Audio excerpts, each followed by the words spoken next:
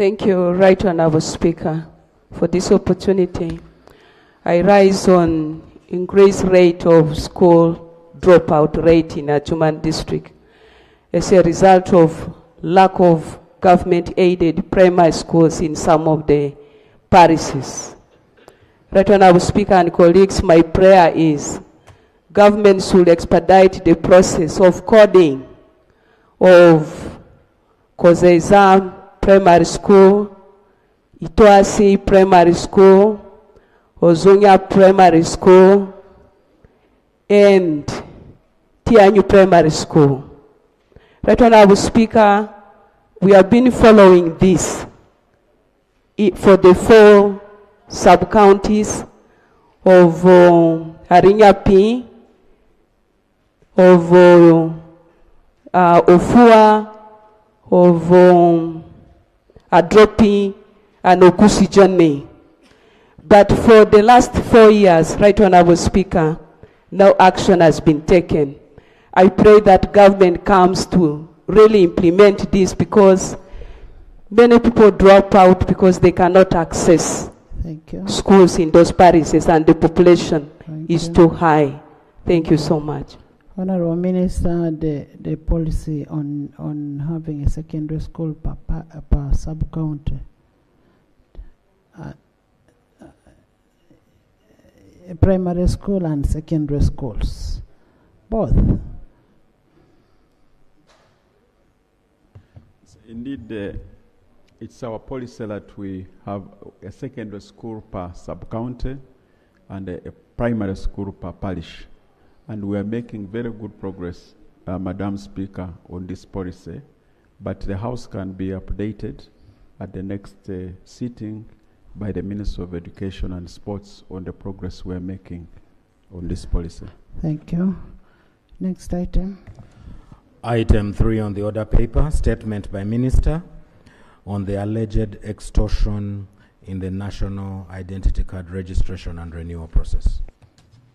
Honourable members, as you may recall, that a member raised on the floor on the extortion for renewal of IDs that is underway as part of the mass enrollment, and a member said money was being collected for this exercise, and because of that most people were not going to register, or most people are not registering.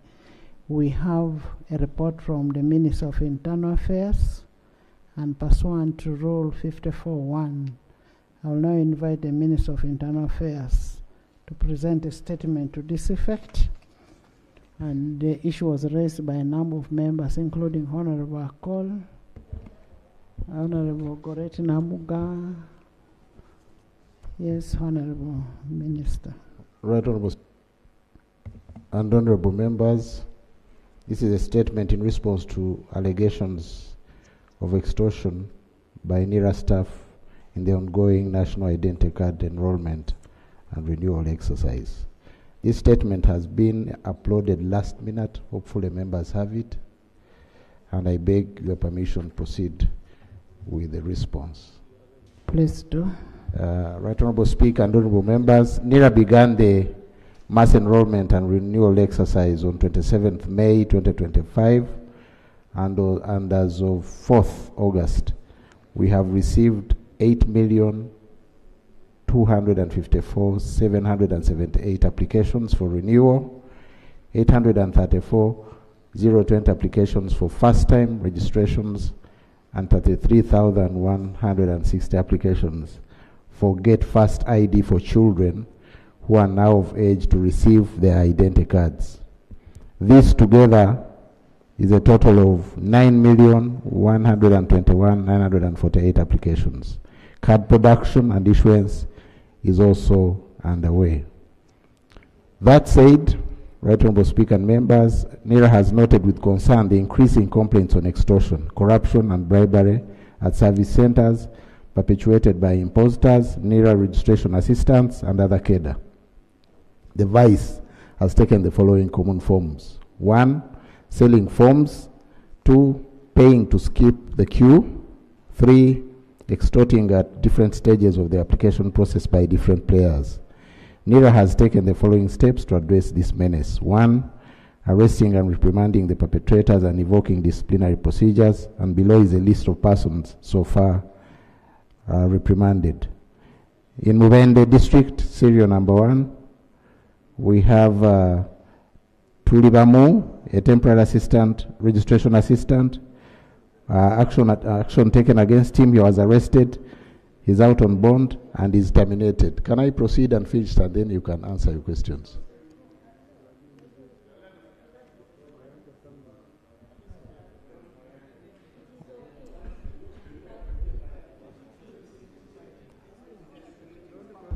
Who is in the answered?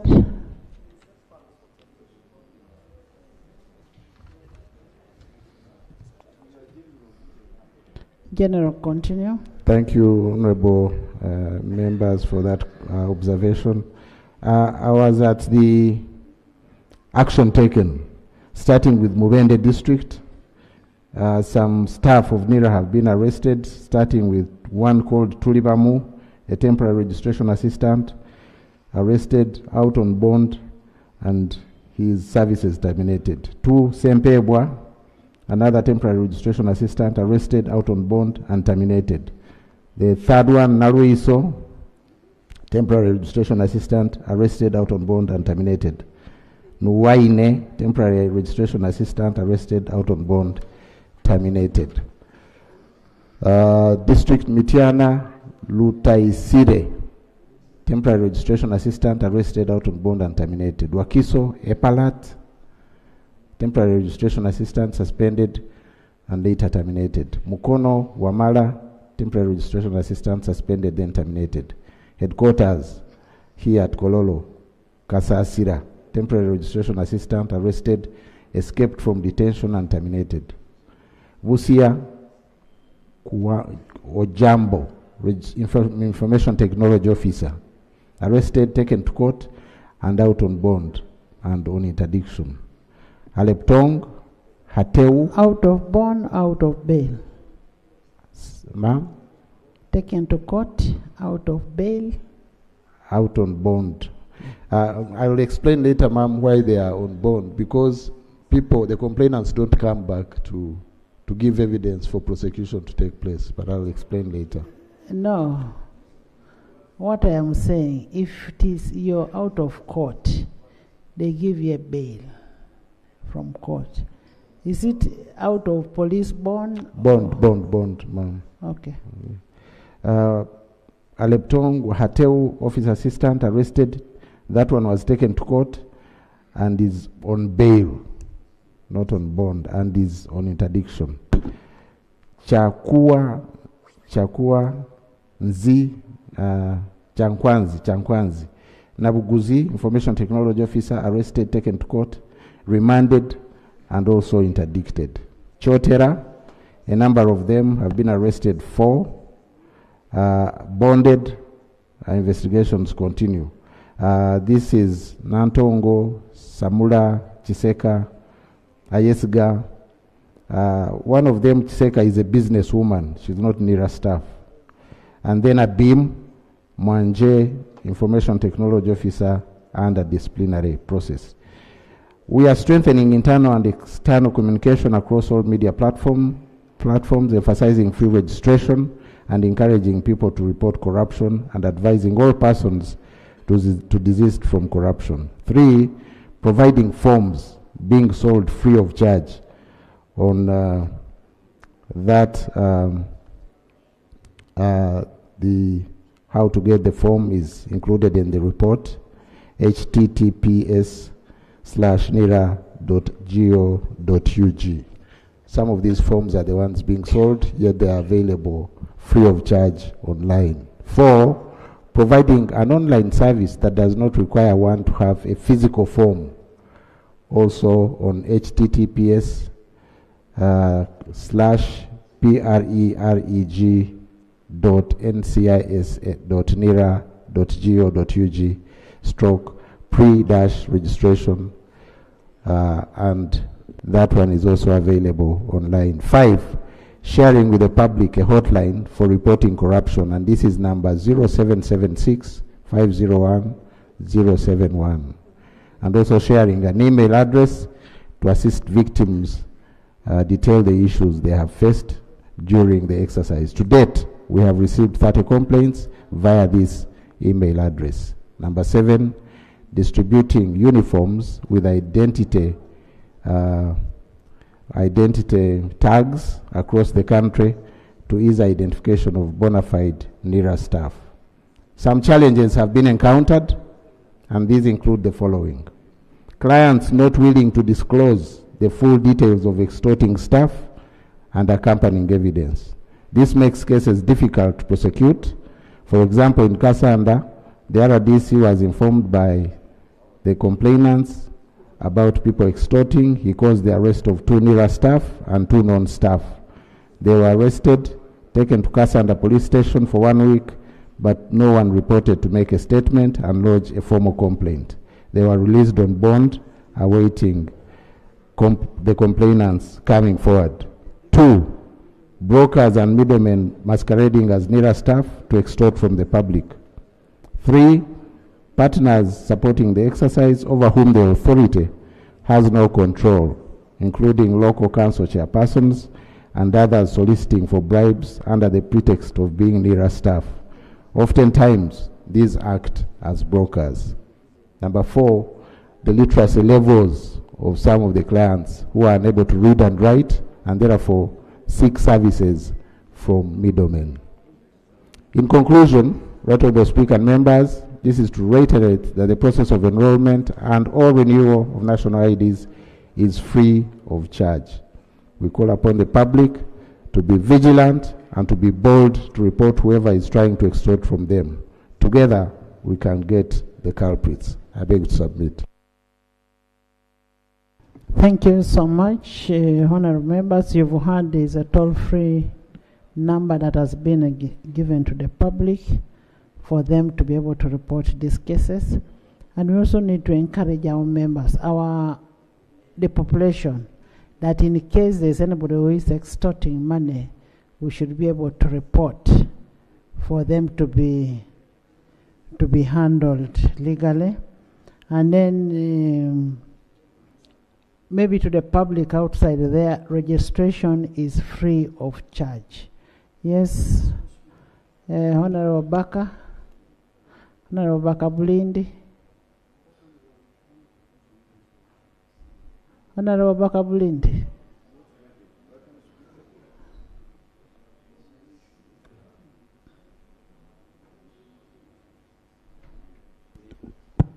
Thanks very much, Right Honourable Speaker. And I would like to thank the Minister for this information you have given us. It's mostly about the culprits who have been mismanaging the exercise.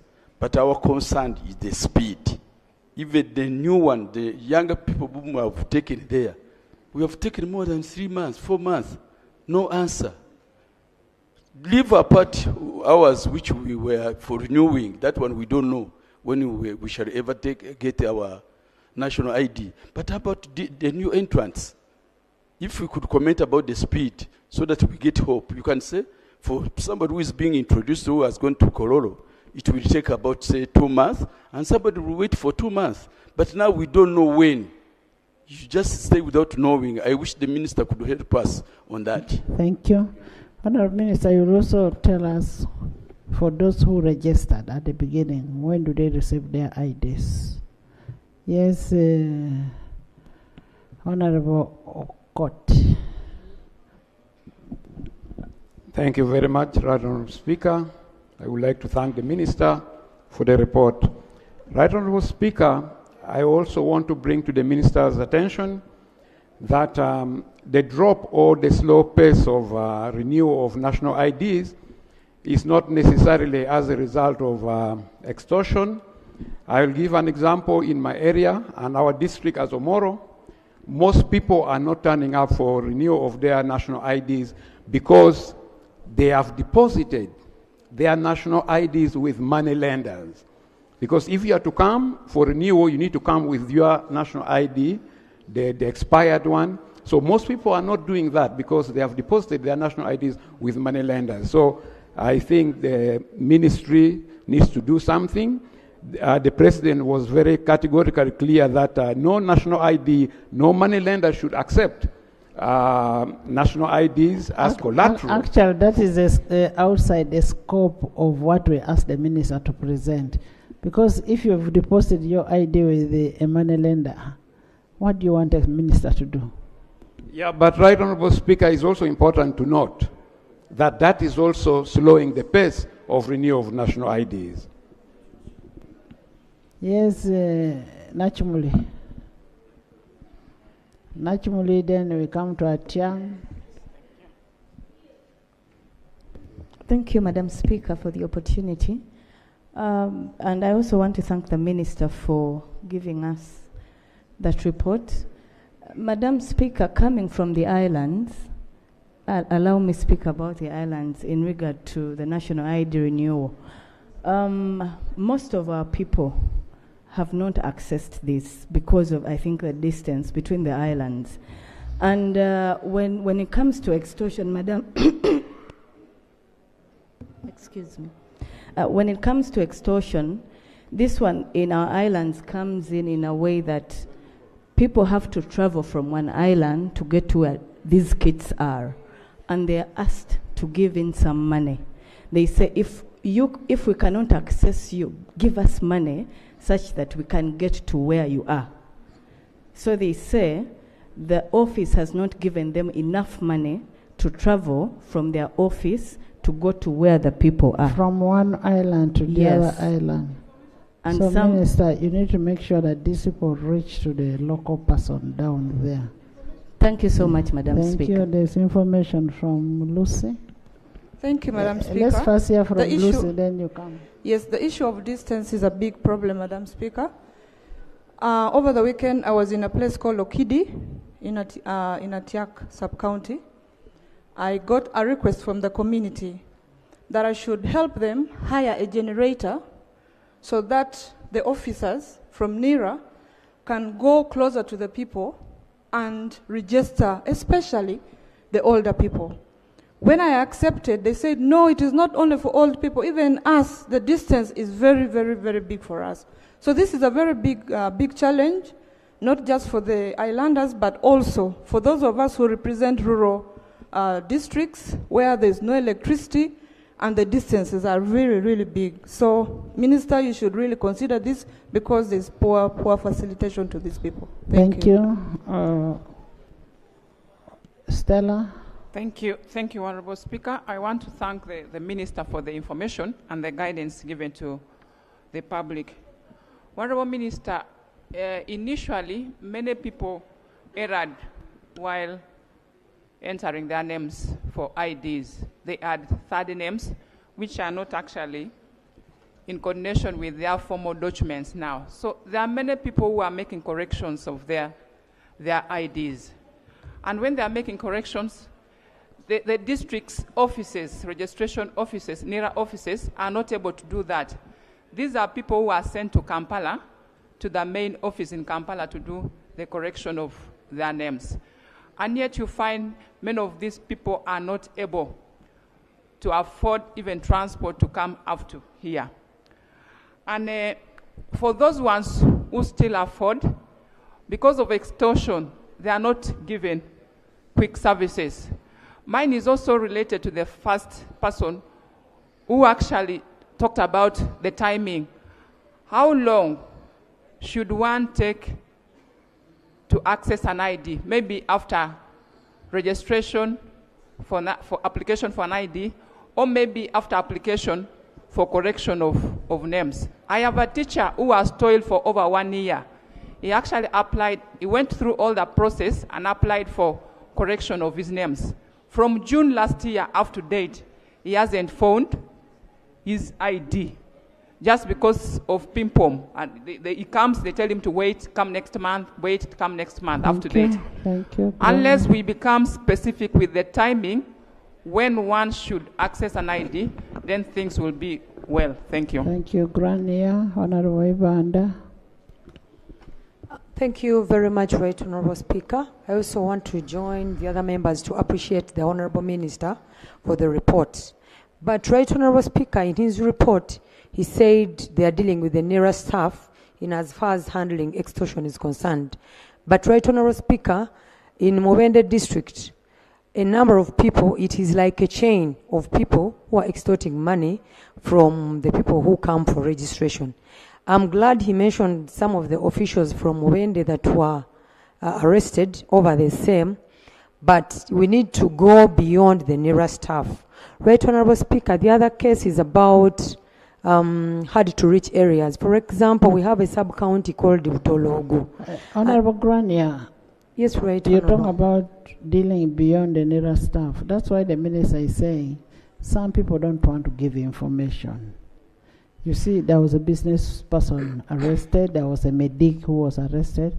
So you need to encourage your people to give information on who is doing what. Thank you very much, Right Honourable Speaker. Right Honourable Speaker, whenever good enough, I was in touch with my people, in close touch actually. I was on the ground at the time when this process started, and I could actually interact with them and find out what the challenges are. But most of the times I would direct them to see the PSOs, the GSOs, and so on. But whenever I would talk about that category of group, Right Honourable Speaker, the people would actually get more angry because they say they are like some of those people are the ones who do the extortion when it comes to registration, because they have to give them letters maybe to take to the NERA offices, and some of them actually might disguise themselves or misidentify themselves to be in those offices. So, Honourable Minister, a strict measure should be made to ensure that the people who work in those offices also do the needful. Right, Honourable Speaker, just a minute about the hard-to-reach areas like Butologo.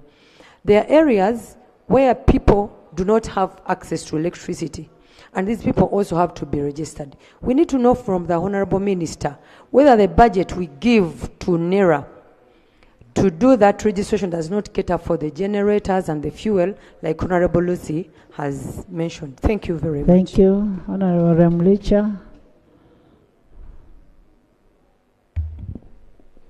Thank you so much, Right Honourable Speaker, for the opportunity. I want to thank the Honourable Minister for your response or report. The Honourable Minister, I come from Ntoroko, which borders the DRC. And in this exercise of renewal, the Right Honourable Speaker, we've had a challenge where people have been tossed here and there because people have got national IDs. These are Ugandans with national IDs. But when they go for renewal, they keep disturbing them. Go back to Giso, go back to Diso, whereas these people had national IDs and the Ugandans. And I don't know, the Right Honourable Speaker, how these people should be disturbed and tossed here and there. Go to Diso, go to the RDC, go to PISO, whereas these people go to national IDs. For instance, if people have come for the first time, those people should be vetted. But people who have had national IDs are being disturbed. I don't know, the Honourable Minister, what we're going to do in case of Ntoroko. We've gotten people who have been disturbed, and they have failed to renew their national IDs because of those technicalities of some of their staff members. I want to thank the Honourable Minister. Thank you. Olympian. Honourable Achon. Thank you very much, Right Honourable Speaker. I would want to comment on the beautiful report Honourable Minister made. My question, Honourable Minister, or the clarification. Yesterday I went to renew my ID at Kololo because my ID is going to expire in 2031. And I was sent back that I do not need to renew. I bet it's the same thing is happening to all Ugandans. Do we have to renew when it's still valid or not? Because this is one thing which we would like to know. I think the whole country, they're willing to know. Thank you.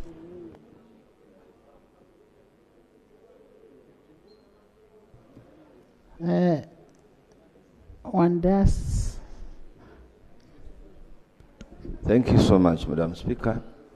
I really want to appreciate the Minister for the report given to us. But my concern, Madam Speaker, the reason as to why a number of our people are being exhorted in dubious deals. Madam Speaker, we still have some places in our country that do not have clear networks. I don't know whether the Ministry of Internal Affairs has tried to find out that from the ICT Ministry. The case in point, I have a sub-county in my constituency called Bukiende. It doesn't have even a single mast. So whenever these workers are dispatched to go and register people in that area, they take time. Whoever goes there, they cannot be captured because of the network challenge. So I want to hear that from Minister of Internal Affairs, whether he has taken cognizance of that. Okay, Peter. Thank you, Right Honorable Speaker. Honorable Minister, I want to thank you for the statement. But as people who come from the islands, I want you to really help us because like my colleague from Kalangala stated, that moving from one island to another, for example, moving from Lolwe sub-county headquarters to Hama, Siro, or Wayasi, these people need fuel, but they are not facilitated. That one is a serious issue. Secondly, a case of Namaingo, you find that these people, you have stated in the statement that they have uniforms they wear to identify them. I have not seen any. Was it in isolated places or it is countrywide? And then finally, I would like to know from you, Minister, about Ojambo who was arrested in Busia, and you stated that he's on bail. In fact, Ojambo's case was a serious case, and I wanted to know and you to tell the country that what was the cause of arrest of Ojambo, and then what steps have been taken, because people were there, they gave their statements, and to date, it has not been handled. Thank you. Buhesh. Thank you, Right Honorable Speaker. I want to thank the Minister, and particularly for having the details of the culprits so far apprehended and the action is taken, and we hope that the case will be prosecuted to a good end.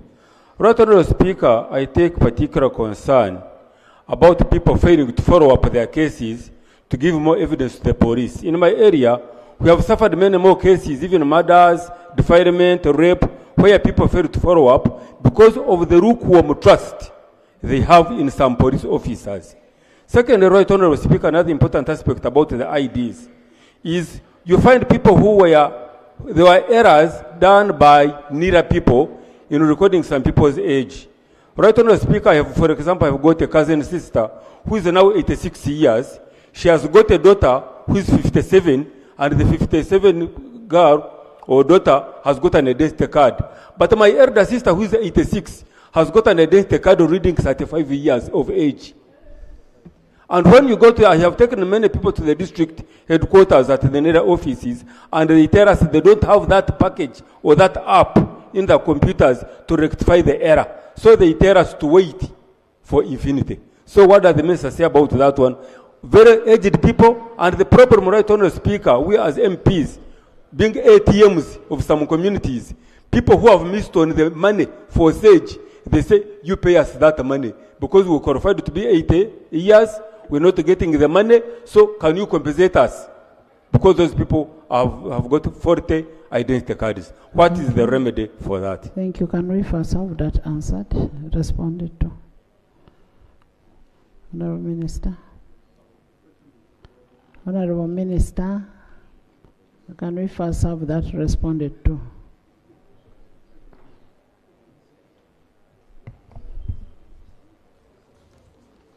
Right Honorable Speaker, I'll start with the one of Honorable Viraro. Errors, and I think there's another honorable member who raised the same. Errors, especially by NERA staff, and especially now to do with old people. Right Honorable Speaker and Honorable Viraro, allow me to go back and work on this and report to you, in particular, Honorable Viraro. I would want further and better particulars of the case so that we follow through. Because if it is NERA staff, then it's up to us to correct the error.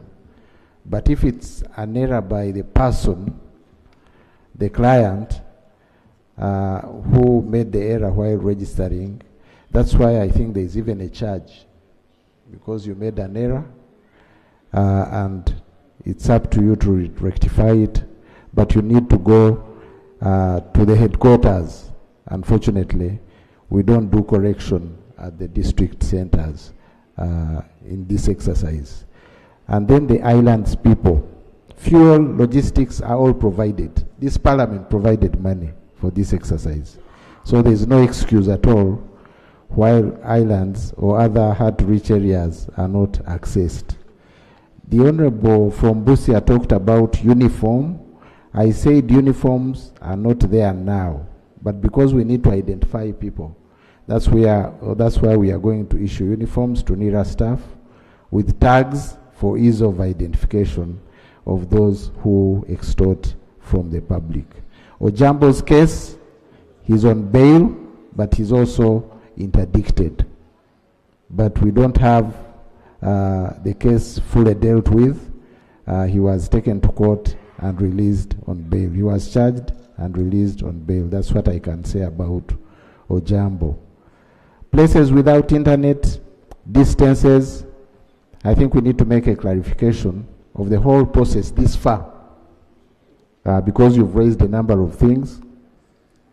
Some of them we can rectify immediately, but some, like those places without internet, we need to get stopgap measures, but share the same with the public on what alternatives we have for places without internet, and especially for old people who can't move up and down. Then the Honorable Achon, your ID is still valid, yes, up to 2031, but since the new ID has more features, enhanced features, including the iris, you still can apply to change. There's that provision. Is it can or you should? You may, Right Honorable, but if you want to remain with your valid ID until it expires, you can do so. But if you choose to change to the new one, you are allowed. I don't know why they pushed you away. Honorable Achon, I'll assist you to have your features taken for the new ID. And yes. Honourable Minister, Madam Speaker, we had an opportunity of taking these IDs, all the data from here. But could the Minister explain to this House what's the timeline of releasing and issuing out these national IDs? Because by the time you came here, you had promised 2 weeks. Now they are over a month. He's going to respond to that. He's responding point by point. He has not reached there. Okay. Yes. Thank you for being very good. There's another clarification. Thank you, Right Honourable Speaker. Oh. Right Honourable Speaker, the clarification I would like to ask is in regard to the expiry of the national IDs. Right Honourable Speaker, I am a Ugandan. And when you give me expiry of a national ID, say for example 10 years, does it mean that you have only given me 10 years to be a Ugandan and so I might have to change or what? Because I am born here, I am from here, and I expect that at least the national ID should be open so that we don't bother people. And this exercise should not be optional for us to say that we are going to renew the IDs, and for those who have IDs that have expired. It should have been a national exercise for everybody, and we shift from where we have been to now the new system so that the IDs are uniform. Taxpayers' money should be used in the right way. Right Honourable Speaker, that's the clarification I would like to seek, whether after 10 years I will cease to be a Ugandan. Thank you. One would also ask, why do you give expiry date for a passport? Right Honorable Speaker and the Honorable Amero in particular, 10 years, I explained earlier, this issue is universal practice. And the assumption is that in 10 years, your features change. But I understand, and that is the sentiment shared by many people. Even the cost of renewal is not affordable, I think, for the country. So maybe as we get more access to smartphones, as we get more access to the internet, we shall reach a day when we shall just scale up the features online. I agree it's disturbing 10 years, every 10 years to spend all this money to renew, but the assumption is that in 10 years, features of a person change. In 10 years, the ID itself, the paper ID, degenerates. But we would want, hopefully, to go to the e-ID and even the e-passport when all the conditions are conducive. If I may, I want to go to the other questions and then I wind up. Honorable Remuikia, people on the border tossed around, yet they have old IDs. We shall work on that one and sort it. The Honorable Nakaziwe, you don't need to pay money for these people to access you because money was given for the exercise, including generators and all those excuses that people have been making for not coming to the people to register them. Honorable Akelo Okidi, I think we shall review the exercise and the constraints this far and then make a general statement to the public, especially regarding hard-to-reach areas. Honorable Nachimuri, I think I answered that one. Honorable Court, money lenders have IDs. IDs are not collateral. We have talked about this, and it takes two people to make this mistake. The card holder, but also those money lenders. Both are culpable. So we want to, with the help of leaders like you, Honorable Court, if you know, some of our people I think are vulnerable because they don't have anything else to stake in order to get loans. That's unfortunate that they reach an extent of giving their IDs. But I think we need to take it together as leaders and get those IDs from the money lenders for the people to have them renewed during this exercise. If you can help with further and better particulars so that we follow up, because it is illegal to hold somebody's ID as collateral for a loan. Speed of issuance of cards. Initially we had a hitch, but now card issuance is ongoing. We had a hitch because this exercise has been between USPC, which was given the contract for cards, and then another contractor for the software. The software was more advanced than the card aspect, but the card aspect is also catching up, and we have got cards, but there are protocols for filling the information from the software to the cards. That's why we got a delay, but so hopefully... Honorable Minister, when you acquired the software, and couldn't you get to know that there's compatibility?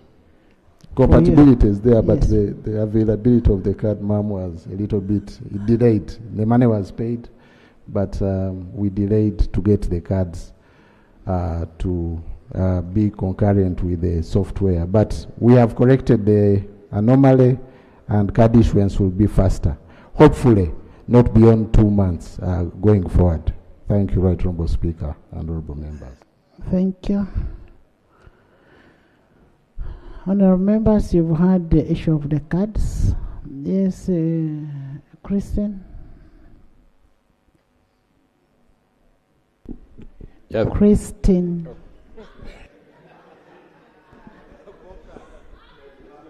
Thank you so much, Right Honorable Speaker. I want to appreciate the Minister for the report. Right Honorable, there's a statement that the Minister made and said that some staff were arrested and terminated. I expected him to have given us a reason or a confirmation that before the termination of those officers, some confirmation was seen that they extorted the money. Because for purposes of the record, we needed that. Madam Speaker, in Kumi district, we have categories of children who have not got their names. Honorable Christian, they were arrested, taken to police. Police did the investigation and found them culpable. By the time they find them culpable, that's when they are sanctioned to be taken to court. Some of them are on court bail, others are on police bond. And it is based on that report that an action was taken. If you heard very well how the minister was explaining. Much obliged, Right Honourable Speaker. Right Honourable, we have a case of children who were registered that time in primary and now they're in secondary, but up to now they don't have their NIN numbers. May we get an update from the minister on the plan to have these children helped? And then we have also students who had problems with their names and dates of birth, and they applied to NIRA. That time they were supposed to get the current IDs that we are having, but they were not successful.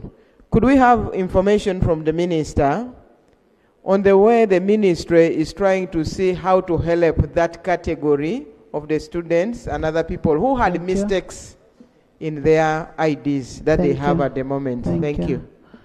Thank you very much, Right Honourable Speaker. The clarification that I'm seeking from the minister concerns the issue of people who had errors, who made errors in their IDs.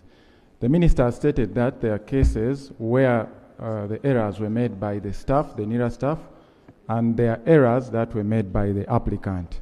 The clarification I'm seeking is, how are you able to determine which error was done by who, either the applicant or the NIRA? Because, for example, I have a relative, he's Masaba, but they spelled it as Masabo.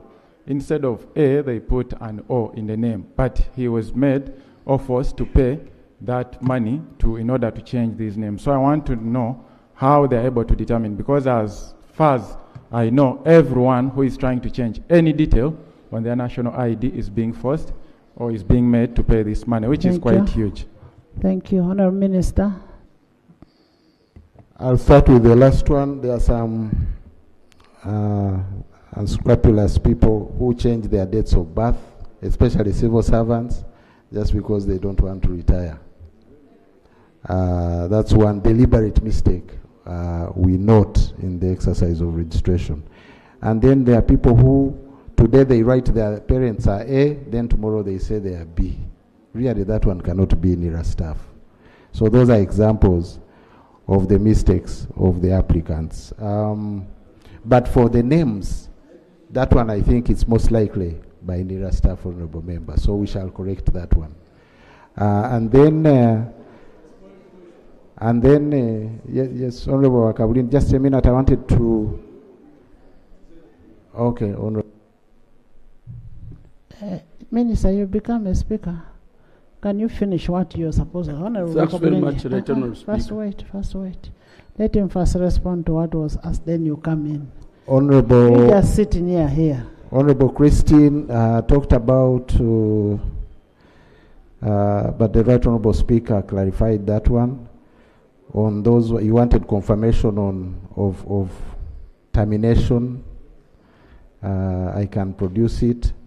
But they were terminated because administratively we had to take action.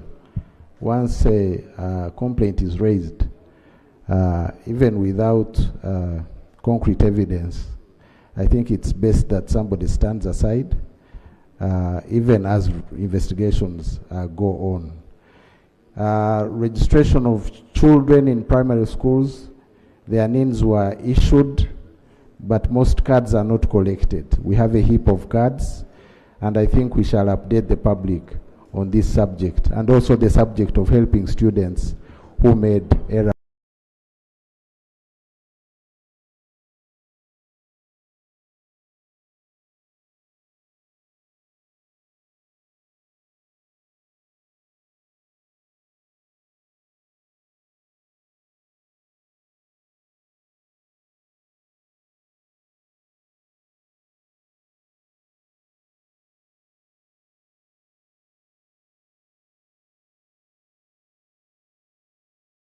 This is for Honorable Christine. Last, I want to answer Honorable Amera. I never clarified. Citizenship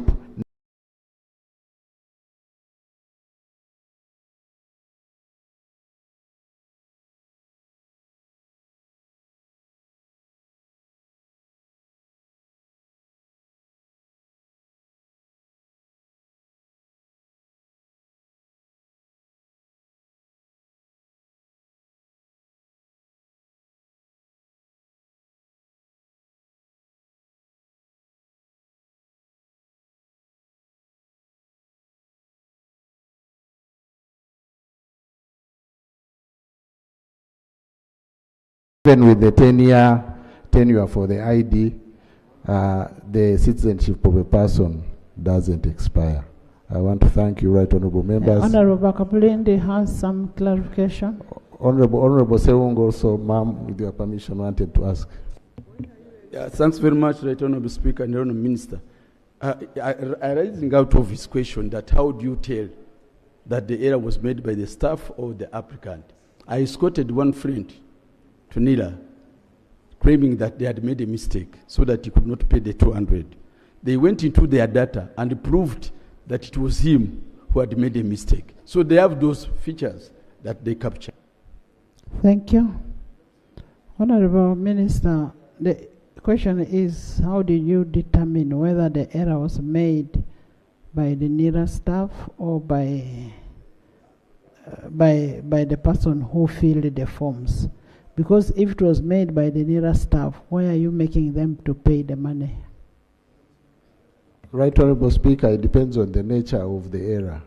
Sometimes it's apparent on the record, on the surface. Could be a typo error. Those ones most likely are by NIRA staff, right honorable Speaker. So that's what you were saying, that the person was still made to pay the money. Anyway. That was unfortunate. It is an agreed position. It is a position of government that registration is for free. Where there is an error that is made, a district or wherever the registration is taking place cannot be able to correct the errors. All the errors will be corrected at headquarters, and because they are the only ones who have the access rights for them to be able to correct those errors. And then there is a toll-free number that should be used by the public to ensure that we have a corruption-free system where people are extorted, where they extort money from, and the public is urged to report any attempts of extortion by either NIRA staff or those who claim to be agents of NIRA or anybody else, and an action will be taken. Next. Item 4 on the order paper. Motion for adoption of the report of the Committee on Government Assurances and Implementation on the status of the assurance to fully operationalize newly created cities. Honourable members, you recall that in April 2020, Parliament approved the creation of 15 new cities, which staggered with the staggered timelines for commencement of 7 cities in July 2020 and others between 2021 and 2023. To date, only 10 cities out of the 15 cities have been operationalized. The Committee of Government Assurance and Implementation has inquired into this matter, and they are ready to report. And pursuant to Rule 1854, I will invite the chairperson of the committee to give us his report on this. And I'm also happy to note that the minister is around to respond to whatever is being raised. Thank you, Right Honourable Speaker and Honourable Members. Right Honourable Speaker, I beg to lay the report of the Committee of the Government Assurance and Implementation on the status of the assurance to fully operationalize newly created cities. I beg to lay the report and the minutes there attached. Please lay. Right Honorable Speaker, I beg to present the report of the Committee of the Government Assurance and the implementation on the status of the Government Assurance to fully operationalize the cities. Right Honorable Speaker, the report is available, but I'm asking to present a summary of this report. The honorable members, I beg they will read. Please go ahead and give us a summary. Right Honorable Speaker, our scope covered 10 areas, which I'm going to go through in a summary form. We looked at the legal and the regulatory framework of these cities. On the 28th of April 2020, the Minister of Local Government, Honorable Raphael Magezi, tabled a motion seeking Parliament approval of the proposal to create new districts, new cities, it should have been new cities, which Parliament approved on the 28th of April 2020. The new cities were to be operationalized in clusters beginning 1st July 2020 to July 2023, with Jinja, Mbalala, Gulu, Mbale, Arua, Fort Portal, and Masaka, taking effect with the new financial year 2020-2021. Right Honorable Speaker, I beg to go to the observations and recommendations. On the legal and the regulatory framework, the committee observed that despite that the Attorney General provided his opinion, the minister failed to present regulations to address contradictions between cities and districts. The regulations are intended to streamline the operation of the Local Government Act, Section 175.1. Section 175.1 requires the minister to make regulation for effecting the provision of the Act. Number 2, whereas the creation of the new cities does not violate any provision of the Constitution of Uganda, their management and administration needs to be harmonized. The committee recommends that the government should introduce appropriate bill to govern cities in their uniqueness in operation, structure, and service delivery. In alternative, the government should amend the Local Government Act to incorporate administrative and governance legal frameworks for cities. The Minister of Local Government should come up with regulations to govern on the governance of cities and table them before Parliament within 3 months from the time of this report is adopted. Number 2, we looked at the physical development plans of these cities. The Minister of Local Government classifies gazetted cities, municipalities, town councils as urban areas. The Local Government Act, Cap 243, empowers the ministry to declare an area urban if it satisfies the following criteria. 1, has a minimum of 25,000 people for a town council, 100,000 people for municipality, 500,000 people for a city. B, has a master plan for land use. C, has available water resource and can meet the cost of providing services. D. Is it a resource or sources? Sources. D. Preparation of urban physical plans. Right Honorable Speaker, again allow me to go to the observations.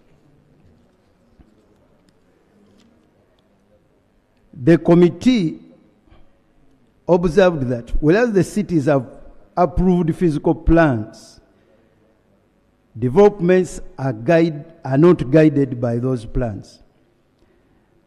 The ministry has not yet provided funding for new cities to develop physical development plans. For those that have plans, funding was provided by development partners.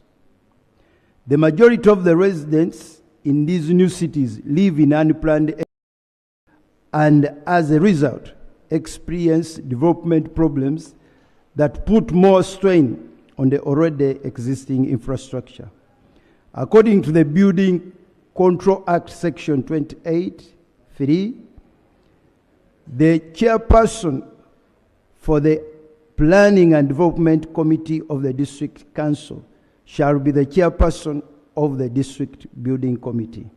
Subsection 5 provides that the chairperson of the Urban Planning and Development Committee of the Urban Council shall be the chairperson of the Urban Building Committee.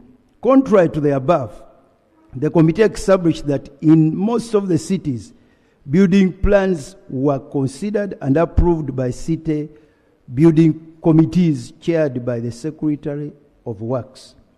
The committee was informed that the above irregularity was as a result of fraud and corruption. The committee recommends that the Ministry of Lands, Housing and Urban Development should ensure that all cities are facilitated to develop their respective physical development plans within the next 2 financial years. The Ministry of Lands, Housing and Urban Development and the Ministry of Local Government should ensure that all city developments adhere to the approved physical plans. The ministry should play its oversight role to ensure that the building control committees in all cities comply with the provisions of the Act. Cities that have not gazetted their intended development plans should do so and consider people's concern or opinions over the same. The chairperson of the Urban Planning Committee should be the officer to chair the city building control committees instead of secretaries of works as provided by the Building Control Act. Right Honorable Speaker, the committee considered the staffing and recruitments of these cities. Again, I want to go straight to the observations. The committee observed that the staff structure of cities, which was approved by Cabinet in January 2022 and adopted by the respective city councils, has never been filled, which means cities are operating with less than half of the required staff. I beg the members to refer to Table 1 and see the recruitment levels of each city. Number 2, all affected cities suffered from a shortage of staff due to the ban on recruitment by public service, despite the variability of the wage. The current position by the Ministry of Public Service is that the ban applies only to the recruitment on replacement, a situation that has greatly affected staffing levels in all cities and mother districts. The committee recommends that the government should ensure the implementation of the approved human resource structure for cities and lift the ban on recruitment. Number 2, the committee recommends that the government should provide an adequate budget for both the new cities and the parent districts to remedy the shortage of staff in the financial year 2024-2025. That was then when the committee made the report. Number 3, the committee recommends that the government should fast track the salary review commission in local governments. Right Honorable Speaker, the committee considered asset sharing between the cities and the mother districts. And the committee observed that the Ministry of Local Government has never issued any guidelines to facilitate the smooth operationalization of the new cities in question, including asset sharing.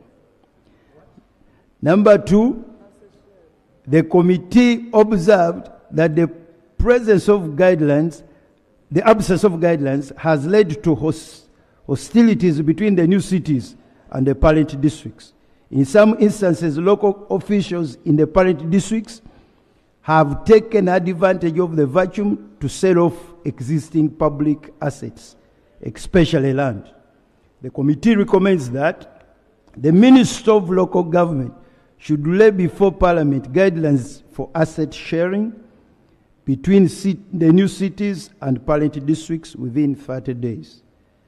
Number 2, the committee recommends that the Inspector General of Government, IGG, should carry out an investigation into all the alleged fraudulent transactions of assets in the newly established cities, report to Parliament within 3 months, and prosecute the culprits. The committee recommends that the sale of public assets, including land, be halted until the Ministry of Local Government lays before Parliament the guidelines on asset sharing between cities and the parent districts. Right Honorable Speaker, we also considered the road equipment for these new cities. The committee observed that lack of road equipment has affected cities' efforts to maintain already dilapidated roads, mainly because they have to incur mechanical repair costs for the road construction equipment, most of which was already grounded when the cities were still under municipal status. The committee recommends that 1, the government provides funding for the procurement of durable road equipment and improves on the existing equipment for all the new cities. The equipment, among others, should empower cities to construct paved roads in the financial year 2024-2025. That's when we wrote the report. The committee recommends 2, that the Ministry of Works should adequately equip regional mechanical workshops to prevent the high cost of transport and delayed maintenance works. Right Honorable Speaker and honorable members, the committee also looked at the statutory bodies. And the committee observed that although the Ministry of Local Government enabled cities to establish required statutory bodies, these were not well facilitated to enable them to effectively execute their mandate. The committee recommends that the government should provide adequate funding to enable statutory bodies in the cities to execute their mandate. Right Honorable Speaker, the committee also looked at the relocation of new district headquarters. And the committee observed that the government had neither supported the district local governments to relocate to new headquarters, nor facilitated cities to set up their new offices. Number 2, the committee observed that there is no law that requires that a district headquarters must be constructed in a place recognized as a town. Paragraph 2 of the 3rd schedule of the Local Government Act only requires such a declaration of town to be made after construction of the district headquarters.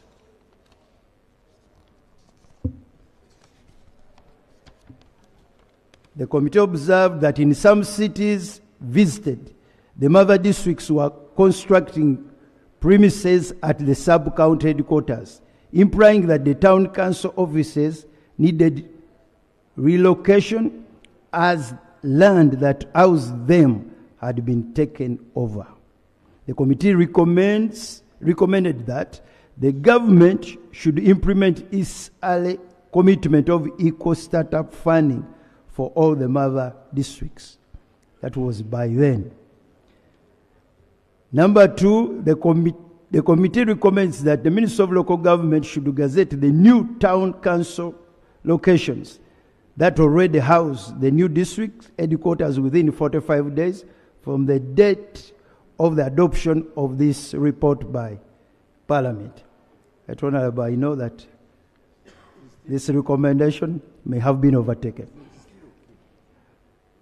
Right Honorable, the committee recommends that the government should allocate funds to enable both the new cities and the mother districts to establish new infrastructure. Right Honorable Speaker, the committee also looked at office space and accommodation for these new cities. And the committee observed that the majority of staff for the new cities still occupy and use the office space for the old municipalities, which is not sufficient for their smooth operation. The committee recommends that the government should provide adequate funding to mother districts to construct and furnish new district headquarters as a priority in 2024-2025. The government should introduce a legal framework to streamline and guide both mother districts and the new cities in asset sharing and relocation and infrastructure. Right Honorable Speaker, the committee also looked at remuneration of political leaders in the new cities. And the committee observed that Regulation 4 of the first schedule of the Local Government Act, cities with high local revenue will have more funds to spend on emoluments of their officials as compared to those with less revenue, which not only creates discrepancies in payments to the public servants, but also creates room for abuse of funds in a disguise of emoluments. The committee observed that discrepancies in emoluments and allowances cause a decline in morale and create unnecessary competition for jobs within high revenue generating local governments and low level generating local governments, thus attracting an environment of corruption. The committee recommends that the government should introduce a bill that will govern the operation of cities. The committee recommends that the government should amend the Local Government Act and any other relevant laws that govern a city or urban area to harmonize the salary and emoluments of staff and political leaders regardless of revenues generated. Right Honorable Speaker, the committee looked at the funding of the cities. And the committee observed that the process of creating cities was done without due consideration of the criteria laid out in the Local Government Act, Cap 243. The committee observed that in the process of creating these cities, some rural sub-counties were annexed to the existing municipalities without putting into consideration several critical issues about the future growth and development of the cities. The committee observed that the government has failed to fund cities as per the status. The committee recommends that the government should ensure adequate and sustainable funding to the newly created cities in the subsequent financial years before the remaining 5 cities take effect, that is Entebbe, Moroto, Nakasongola, Kabale, and Wakiso, to enable them to meet the demands and expectations of a city status. The committee recommends that the government should be transparent with Parliament and the public, stating whether it can fully implement this commitment. General observation. The committee on the government assurance and implementation, did its assessment and found gaps in the operationalization of the 10 cities created by government and approved by Parliament. The gaps were largely attributed to lack of an enabling regulatory and legal framework, office space and accommodation, appropriate physical development plans, inadequate staffing, and inadequate funding. Conclusion. The committee concludes that to a large extent, the government has not implemented this assurance to fully operationalize the new cities. I therefore pray that the report of this committee on government assurance and implementation and the status of implementation of the government assurance to fully operationalize the newly created cities be considered by this House and the recommendations therein adopted. Right Honorable Speaker and Honorable colleagues, I beg to report. Thank you. Thank you, Honorable Chairman of Government Assurance, for that good report. I want to thank you for the report. Honorable Minister, on the issue of asset sharing, you talked about having the guidelines, but mine, I picked an interest on fraudulent sale of assets for the public. I want you to respond to that in line with Section 32(6) of the Public Finance Management Act. Yes, Honorable Seungu, Christine, Alan. Yeah, thank you, Madam Speaker. Madam Speaker, I want to thank the chair of the committee who came in after when I was vice, and I also had the room to visit these cities when I was still vice chair, carrying out the same job. But your report is stronger than mine. So thank you very much, Honorable Abed. Madam Speaker, the issue of land in the new cities, Honorable Minister, through the Speaker, must be given a lot of attention. In the Fort Portal, the old district was in control of land against the new city, and they were fighting against themselves. So who takes control of land? What is the succession and the process of taking assets from the city, from the old district to the new city? Properties in Imbarara, they were complaining, Madam Speaker. The old district was in control of the offices within the city, and the new city or the administrators were not having where to sit. Could those assets be taken by the new city because they are within their jurisdiction now? And what happens to the new district? Honorable Minister, Usmid, you are making very good roads in these new cities. Even in Masaka we have them. But what kind of contract did you sign with Usmid? Because after creation of making of these roads, there must remain equipments that will carry on routine maintenance of these new roads. But as we talk now, Madam Speaker, National Water breaks some areas. After breaking those new roads, nobody repairs them. And there is no equipment in place that will work on those roads after they are handed over by government. Places taken from different areas annexed. In Kalungu, where I come from, Masaka was a battle, taking some parishes from Kalungu district, Chibisi and the Kasanji. But the resemblance from the time they were taken to the city and where they came from has not changed. There is still dust. You have put there some lights, night lights, but they are all filled with dust. People need to see that. But on what is happening is that you are putting strict laws on these new areas, stopping people from building their type of houses they are used to construct before they came into the cities. So could we see that change take place, Honourable Minister? Lastly, the governance, type of houses, governance structures, we need these leaders in the cities to resemble Kampala city.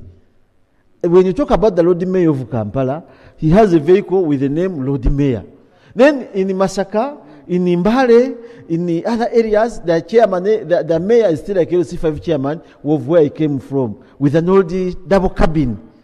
My interest as I enter Masaka city, as I enter Mbale city, any other city, I want to feel that pinch, interest, love, beauty of Kampala And my mayor should also be in that kind of status. Of the Madam capital Speaker, city, the capital city with the Masaka city. No, I am just looking at the difference between Masaka and then Kampala capital city. Capital. Just put the word capital. Capital. Okay, city. But at least when you go to Arusha, you go to Dodoma, you go to Dar es Salaam, you see that kind of happiness in their areas. That's what I'm trying to bring. But I want to thank the committee. Thank you. And thank you, Honourable Minister. Thank you.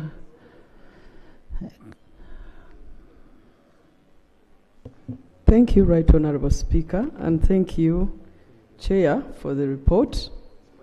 Right Honourable Speaker, I personally, we are blaming for the failure of operationalizing some of these cities, and that it is only 4 in operation.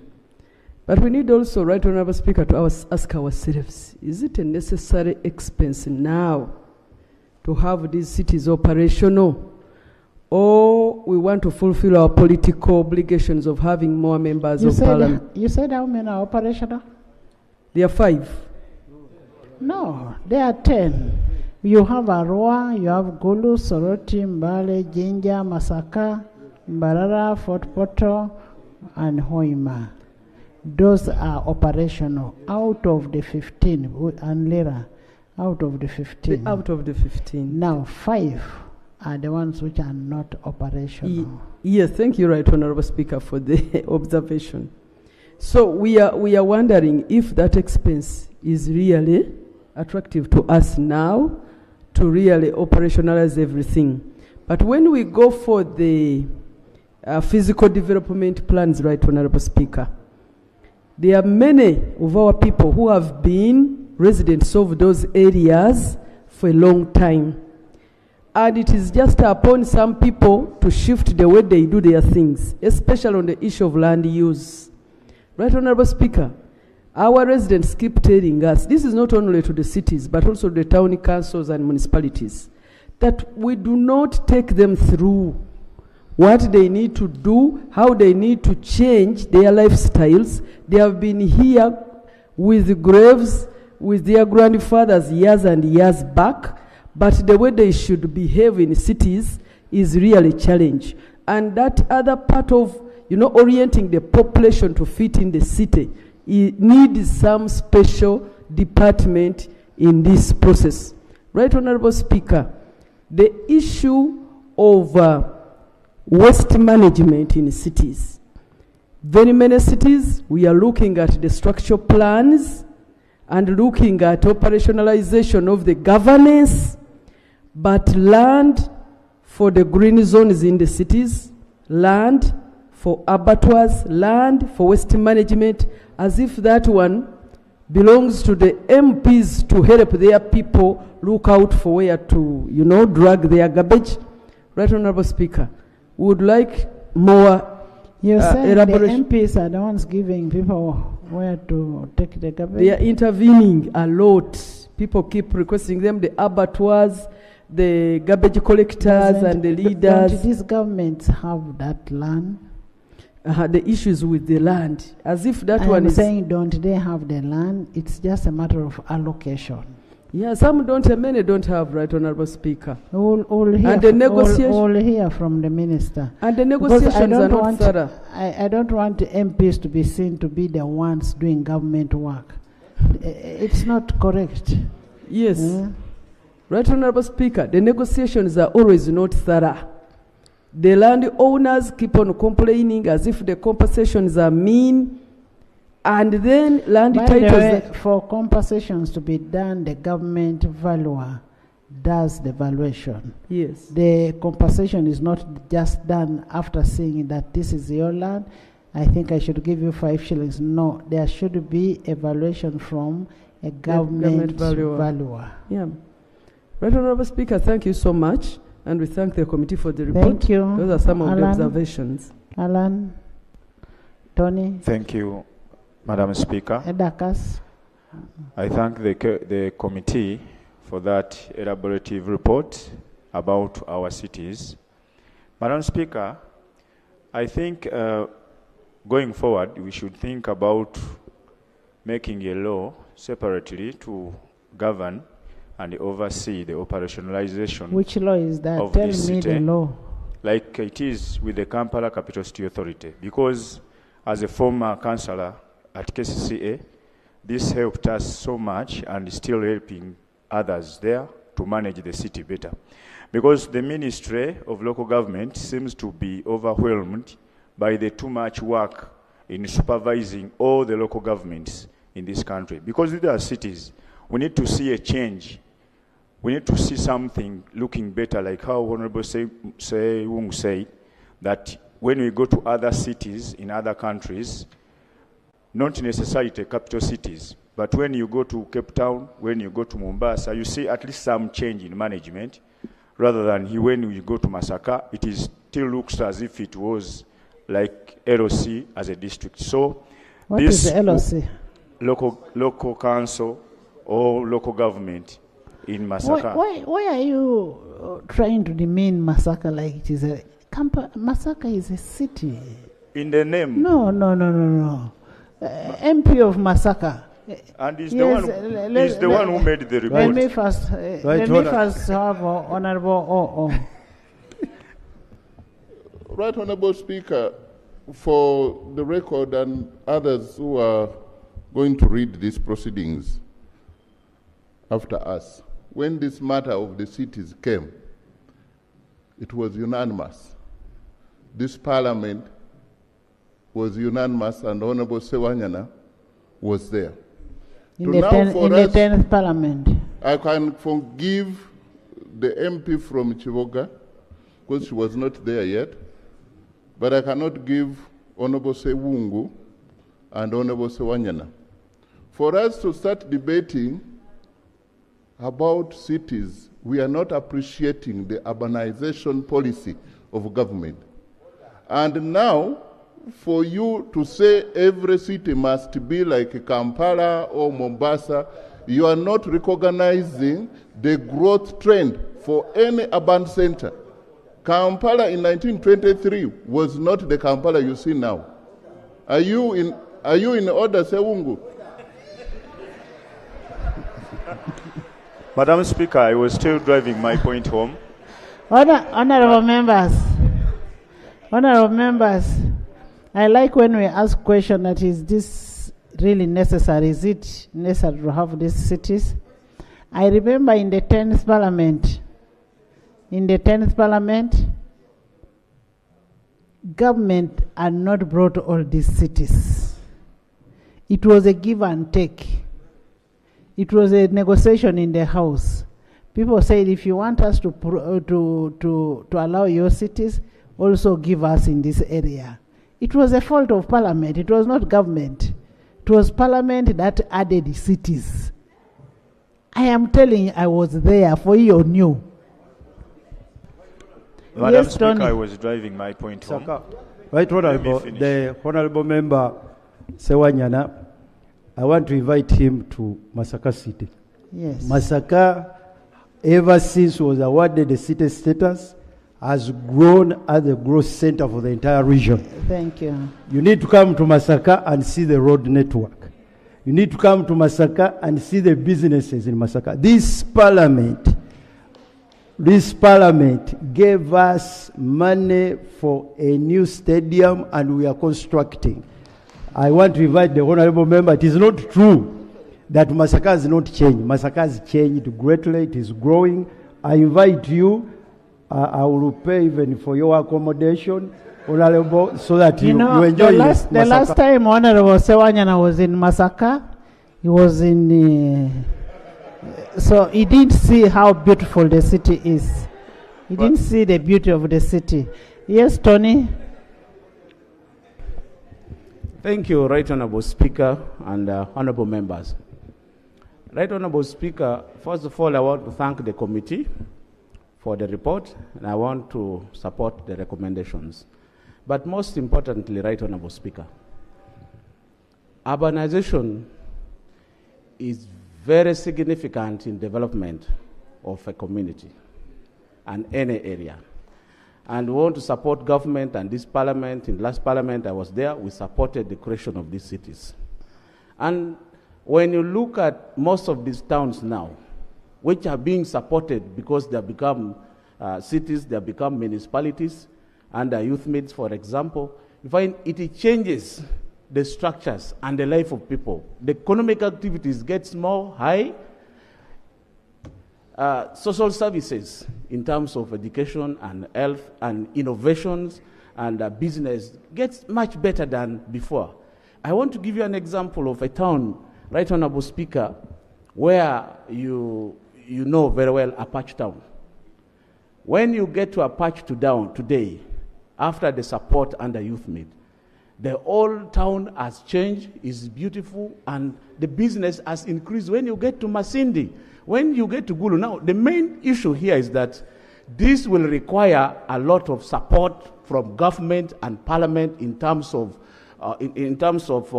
guidelines, in terms of resources and budget, so that where there are gaps and challenges in urbanization, we are able to put in resources and support it to grow. So I think the general principle here that we should support the urbanization process that government has taken, parliament has supported. Now resources are needed, and that should be the center of our discussion. How do we prioritize supporting as per the report of the chairperson and the committee? And we see that we push these centers, these cities, these municipalities, and even the rural growth centers, Right Honorable Speaker. The employment has increased as a result of having these cities, and which parliament must support. So I want to thank the committee and think we concentrate on what we need to do going forward because we know the challenges are there. I thank you, Right Honorable Speaker.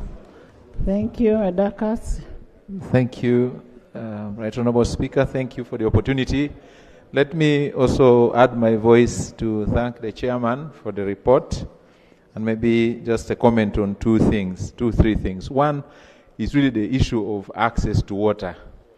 I think the cities, there are new cities that were approved, but with difficulties. If I use the example of Soroti City, we still have the same access point of water from Aoja, supplying the city and supplying Kalaki District, Kabremaido District, and a fleet of all those. I think it would be good for the ministry to now plan a source of water for only Soroti City, and also plan other sources for the other town councils, a fleet of town councils in all those districts.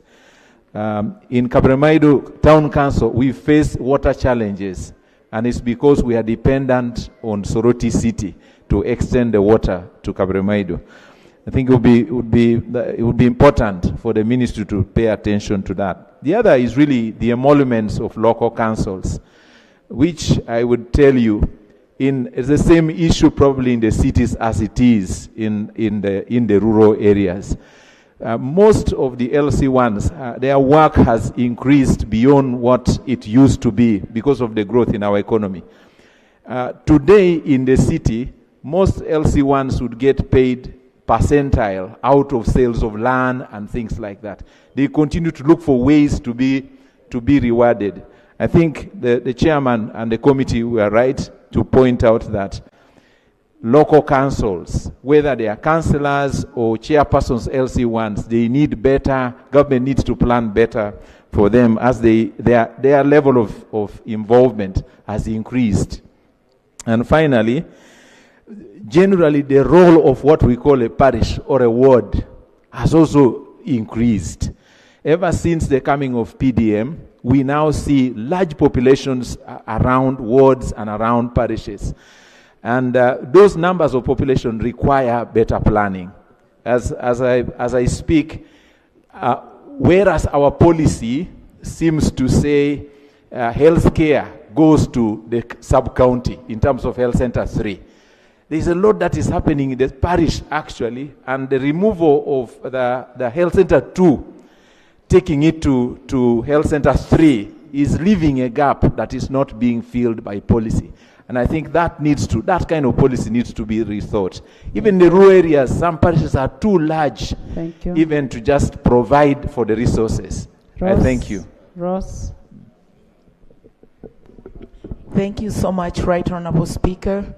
Right Honorable Speaker, I want to salute the committee for work well done. I am from Terego, but occasionally I come to Arua City, which is one of the new cities. And the areas he alluded to, especially the garbage collection, is so crucial for the new cities. It will be very, very imperative upon the nation to specifically allocate money for the new cities for their operationalization, because the influx of the population is really at a very high rate. We used to run up to Kampala. Now you can imagine the number of buses that truck to Kampala every other day has reduced, because we have a city called Arua, and we share Arua with Congo and Sudan. They are lucky to have a city made out of Uganda and in Arua. And also the issue of water challenge. I think whatever National Water had planned is so small now for the cities. I think there is need to plan for water, especially water and sewage corporation. Thank you so much, Right Honourable Speaker. Minister, you need to take note of the issue for the garbage. It's a very serious matter, and that's why you find somebody had brought a motion one time on retention of NTR, retention of the NTR. Gabriel, then youth. Thank you very much, Right Honourable Speaker. I would like to thank the chair of the committee for a very elaborate report. For me, since the window for operationalization of cities has come in, I would like to bring in the aspect of our town councils. In Zombo, we have 2 town councils which were created, but they have not been operationalized. But they are town council and Ward town council. The services, the money they used to get through the sub-counties, actually, the way they are being, the support they used to get from government, actually, because of the creation 5 years ago, they don't have the resources to run the town councils. Secondly, I would like also to ask the Minister of Local Government, since he has come, the policy of urbanization is good. In Zombo, we have Paida Town Council. Since 15 years ago, it has been requesting and it has been qualifying to be elevated to a municipality. To date, 15 years ago, if you see the reports chronologically, they have been qualifying, but up to now. Honorable Kumo, let's first operationalize what was created before we create others. Because Honorable both is going to stand up, Honorable Angura will stand up on Tororo, but let's first operationalize what was created, and then now we now create others once we have the money. Yes, youth. Right Honourable Speaker, I want to extend gratitude to the committee for a comprehensive report. Honourable Speaker, when the chairman was reading the report, I noted one thing that really made me think twice. He noted that some cities have development plans and others don't adhere to those development plans. Honourable Speaker, as planning professionals, we are often reminded that failing to plan, we plan to fail. Second, Honourable Speaker, these cities that we shape in the beginning, in the end, shape our lives. For example, if you build a city and provide more spacious streets, you invite more cars. If you build a city and create more walking space, you're providing comfortable space for pedestrians. If you build a city and create more space for cyclists, you're encouraging cyclists. Honourable Speaker, even our forefathers here, by 1945, found it very important to invite a German architect to come here and plan Kampala. But when you look at it now, most of the suburbs of Kampala are growing as grand slums. Honourable Speaker, when you're coming from Entebbe. Yes. That is a welcome for you. Yes. When you're coming from Entebbe, when you see the buildings. So, Right Honourable Speaker, I need to emphasize, it is imperative that we emphasize the aspect of development planning. Right Honourable Speaker, I believe strongly that these cities were created to alleviate pressure from Kampala City. Now, if we make the mistake of not planning for them properly, and if we make the mistake of not emphasizing strict adherence to development plans, we are planning to fail as a country. It will be absurd for the young people that come after us in 40 years to come to be raised in Uganda, which is one grand slum. It would be unfortunate. So I want to urge this House to emphasize strict adherence to physical development planning for this country's development. Thank you very much. Eddie. Right, Honorable Speaker, thank you very much. I want to thank the committee for a good report.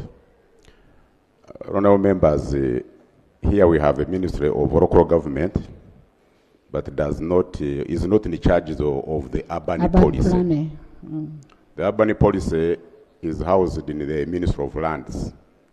So it means that there is a constitutional conflict, which the government needs to take into consideration and say that if we are developing Uganda, the purpose of having cities and the other urban areas is to have a well-planned country, meaning that there should be coordination and good relationship between the ministry responsible for urban policy and the one implementing or urbanizing the country.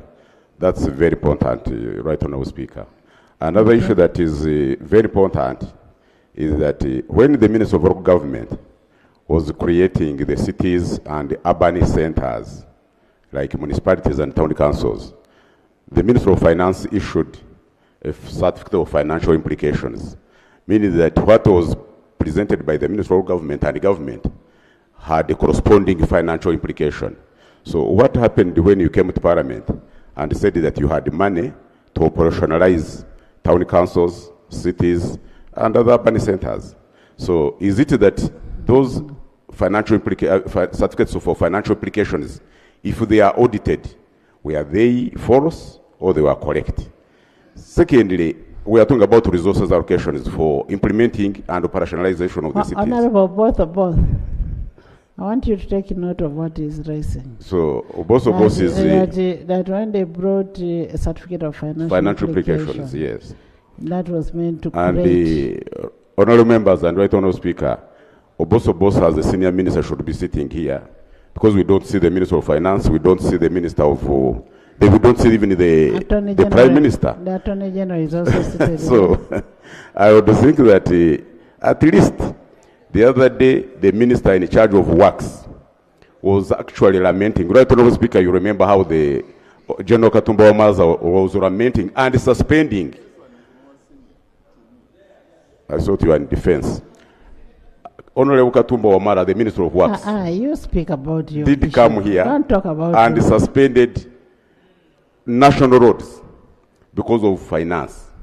Now we are talking about operationalization of cities. That's money. We don't see the Minister of Finance. So, Honorable Magezi himself is going to know that it is money. Let's first operationalization. Bring your issue. As I conclude, we talk about resources, we talk about harmonization of who manages the policy, and actually to make sure that this Parliament does not create other urban centers without proving that there are sufficient resources to operationalize those centers. I thank you. Thank you, Dr. Ayume.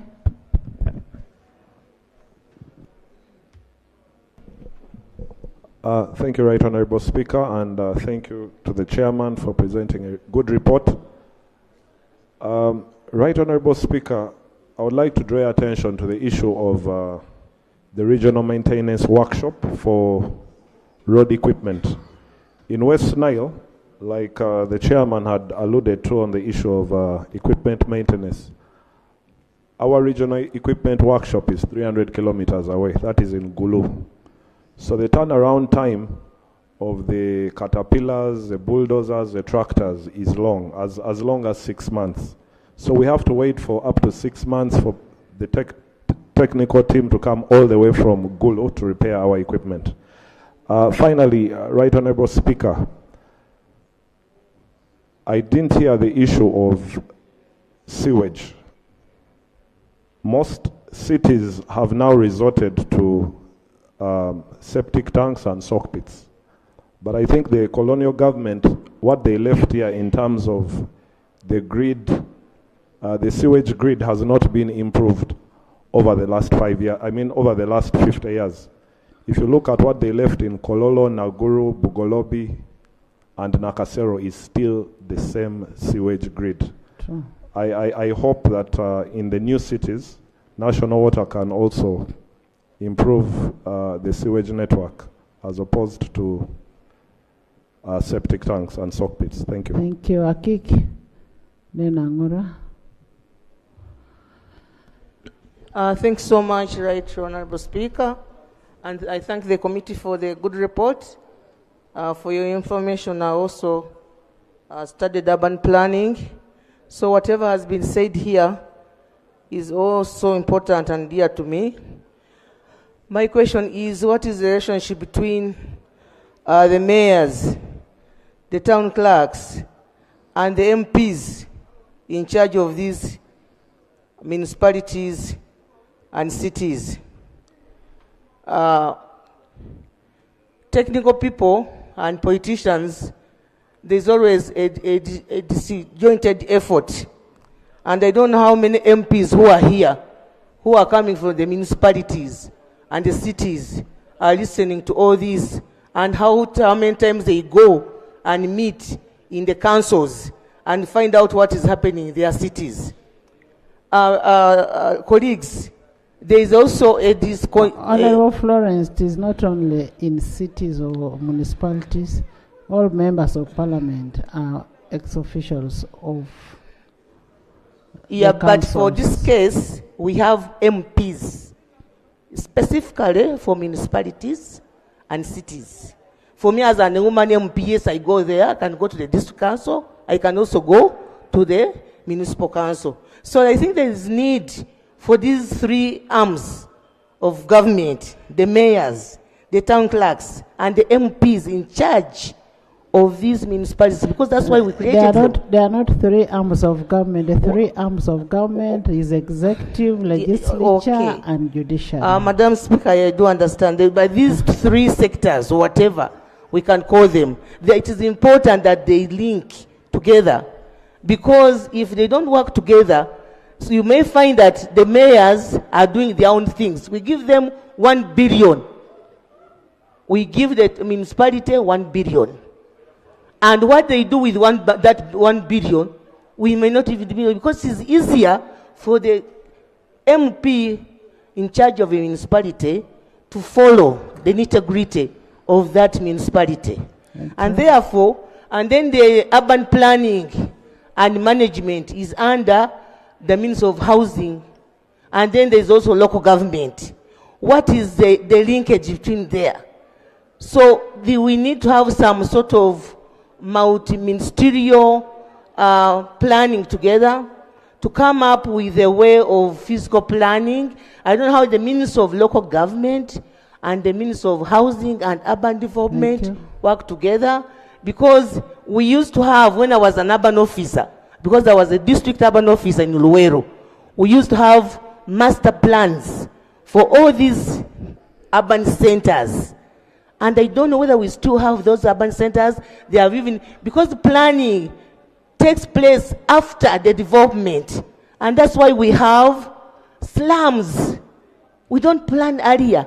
So by the time you go to plan, they are already slums.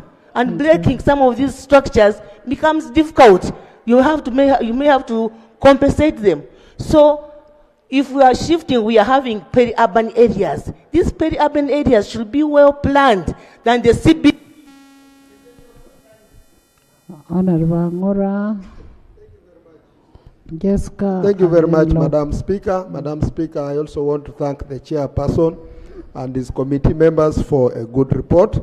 Madam Speaker, you will recall that the whole country was declared a planning area. It is only unfortunate that we are not following this to the dot, and it is high time we emphasized and supported planning, starting with the cities now, but also urbanization in general. The rate of urbanization growth is so high, and this will be good for us even in the near future when we get people to urban settings such that we can release the pressure of land for production as among others. Madam Speaker, as I support the chairman and all that has been raised, yes, it is really prudent that I also re-emphasize and re-echo the statement that you said. For us as Tororo and Bukedi, we are among those who are now expecting to get a city. And this city is coming with the relief that the problems that Tororo has been having, we are now privileged that when that time comes, we shall be seeing another 2-3 districts. So how I wish we could fast track this such that we are able to see how to bring development nearer to the people by getting the city of Tororo, which will be in Tororo County, and it should now come with the proper planning, and it should come with the provisions as have been raised by the chair and the committee, such that we see that move out, and the districts to come. I thank you. As Parliament, we got a rumor. We got a rumor that Tororo is supposed to be a city. So I want to hear from the minister that how far have you gone with the issues of Tororo? Because for us as Parliament, we are ready to grant Tororo a city status. Thank you very much, Madam. Yes, Lob. Jessica, you don't come from a city. Yes, Jessica. Thank you so much, Right Honourable Speaker. I want to thank the committee for a very good report. But Right Honourable Speaker, I want to support the rest in saying that we need to ensure that all these cities are well facilitated. We committed ourselves as a house, we committed ourselves as government. Therefore, we need to ensure that all of them are operationalized. Secondly, Right Honourable Speaker, it would have been better if we had that component reflecting what we need to ensure the implementation of all what we have planned. Thank you, thank you. And when you're talking about planning, remember you are the same people who did appropriation. You'll need to check whether you did appropriate money for these remaining cities or not. Lastly, Right Honourable Speaker, I really feel that we need to put more emphasis on equipping and sustaining our regional mechanical workshops. This will provide a bridge between our districts and the ministries. For example, the one in Gulu, Right Honourable Speaker, I am in touch with the workshop, but the maintenance is so poor. I recommend that the ministry responsible for the workshop comes with a comprehensive report so that we get to know the challenges, which is always making our equipments to be down, and we see how to address them. Lastly, Right Honourable Speaker, the town councils are not operational. Thank you. Can we also have a report? I have Pakle Town Council. Thank you. Thank you. Thank you very much, Right Honourable Speaker, for the opportunity. And I thank the chairman for the wonderful report. And as a member of parliament from Bale City, most of the things, the challenges we are facing surround funds, and as the minister stated, issues concerning garbage. Right Honourable Speaker, I think we need to address it as soon as possible because, for example, we only have 2 trucks that have to ferry garbage in the entire city. And one, we've dedicated it to the central market, meaning only 1 truck has to collect garbage the entire city, which is not realistic. And when you look at the money that was being sent to Mbale municipality, it's the same money now being sent to Mbale city, yet the scope of work has significantly increased. For example, roads, you will see we're covering about 150 kilometers under the municipality. Now we have over 500 kilometers to deal with, but the money does not reciprocate the amount of work that has been increased. Then lastly, it concerns the assets that were shared. When you look at Mbale city, the district took almost all the assets, even the land in the city now. The Mbale district is owning literally everything. And we do not have any road equipment. That is why we are facing challenges. We have to go to Jinja to bring equipment, and it's very, very expensive because Actually, even the employees who come with the equipment from Ginger, we have to pay them per diem. You find that we are spending about 70 million shillings in a quarter to pay staff that are coming from Ginger with their equipment to help in Mbale. We look at the roller, Right Honorable.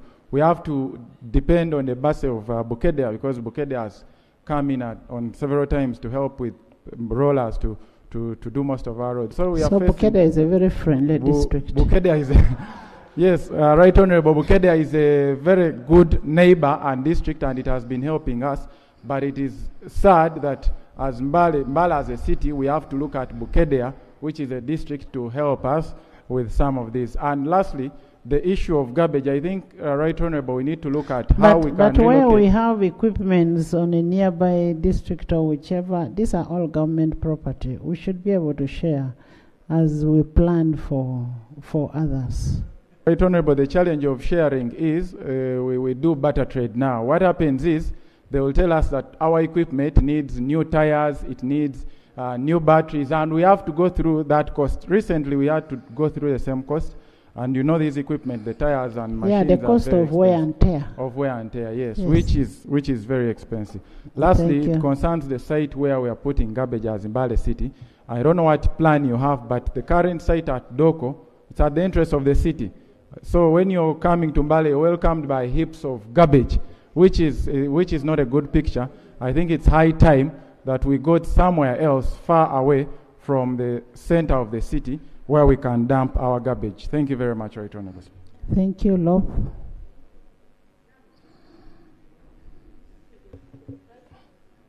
Thank you very much, Right Honorable Speaker. Let me join colleagues to appreciate the committee leadership for a very good report. I'm only dismayed by something that missed out, which is relevant and applicable to the subject matter. The audit concerns of 2023, Madam Speaker. In December 2023, the then Auditor General, Mwanga John, raised a very serious concern about operationalization of these cities. Funds to a tune of 427 plus billion were dispatched as a startup fund. But in the report, to one dismay, a whooping 41 over billion was swept back to the consolidated fund. And of course, that is justification for lack of absorption capacity by those new cities, even when they were grappling with the challenge of constraints of finances. Because 3/4 of the challenges that these cities are grappling with are compounded by insufficient funding. How on earth would they fail to utilize funds that had been dispatched for operationalization of the cities? Madam Speaker, there are also issues of non-disclosure of liabilities by these cities amounting to 1.763 billion. And this, of course, has resulted from mergers, which I know the minister is aware of. I also concur with the report that experts are urging government against functionalization or operationalization or both of the other 5 cities until the 10 have taken off. The ministry, someone, I don't know whether it is in the report, but I think it is in one of the interactions I've had with the managers of some of these governments, local governments, including KCCA. I may not concur with my good friend, the Honorable Alan Sewanyana, who was proposing that all these cities should be under a similar act like that of Kampala Capital City Authority. That authority, if you read the act, is a mashed potato. And in fact, the mayor, the Lord Mayor, and elected leaders, particularly, are up in arms to have it overhauled, not even amending it. Just because when you read sections of it, just like also in the Local Government Act, I've just been looking for this section 4, paragraph A. It says that the city shall be equivalent to a district. Can you imagine? Meaning that the city council shall exercise the same functions, the same powers that are conferred on a district within its area of jurisdiction. So you realize that these cities would better remain as local government councils than being authorities.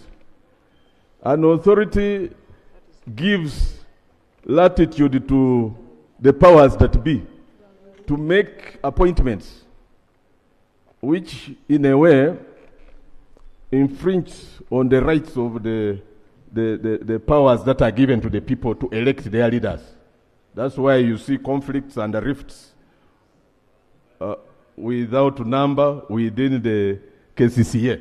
Yes. Madam Speaker, the issue of guidelines, or rather guidance, let me use the term guidance, by the Ministry on asset sharing is rather taking too long. Actually, asset management. Asset management. And even staff establishment, staff restructuring is taking rather too long. And it is also causing lots of conflicts and disputes within the cities. I thank you, Madam Speaker. Thank you. Let's first hear from the Minister, then we can have a rejoinder, if any. Honorable Minister.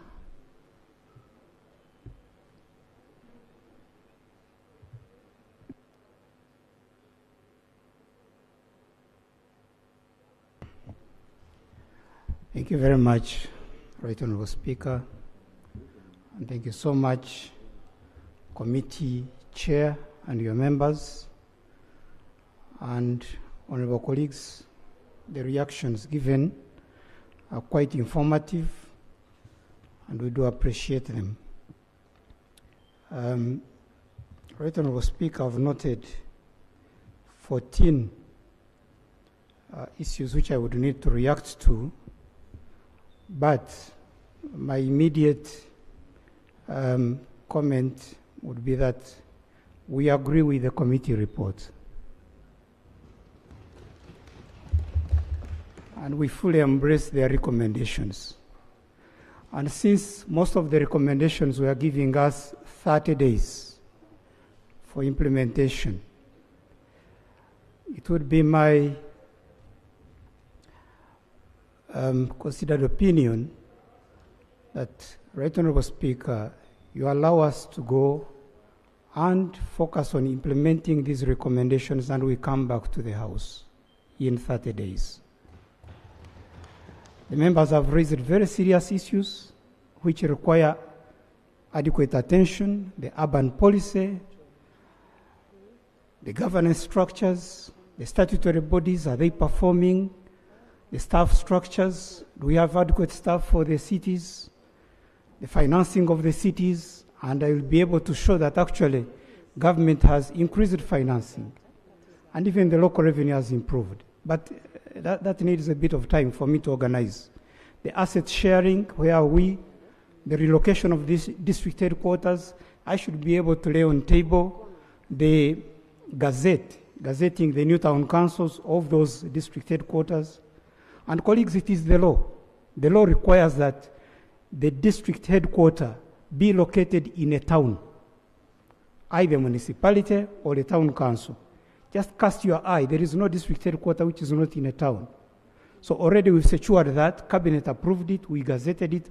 But I need to lay it on table for the information of the honorable members. The legislation, where are we with a separate law for the towns? The fiscal planning, which towns have actually developed their fiscal plans, and where are the other towns? The area of the road equipment, very important. I need again to link up with the Minister of Works so that we present the correct response. Remuneration of local government leaders. there is something I should be able to present in 1 month that is really moving in the right direction to improve remuneration of our local leaders from LOC 1 up to LOC 5. The President has already directed. We have a cabinet paper, and I would wish that you give me that 1 month so that when I come back, I come with something substantial to the House. The remaining 5 cities, should they be operationalized? Should they be left out?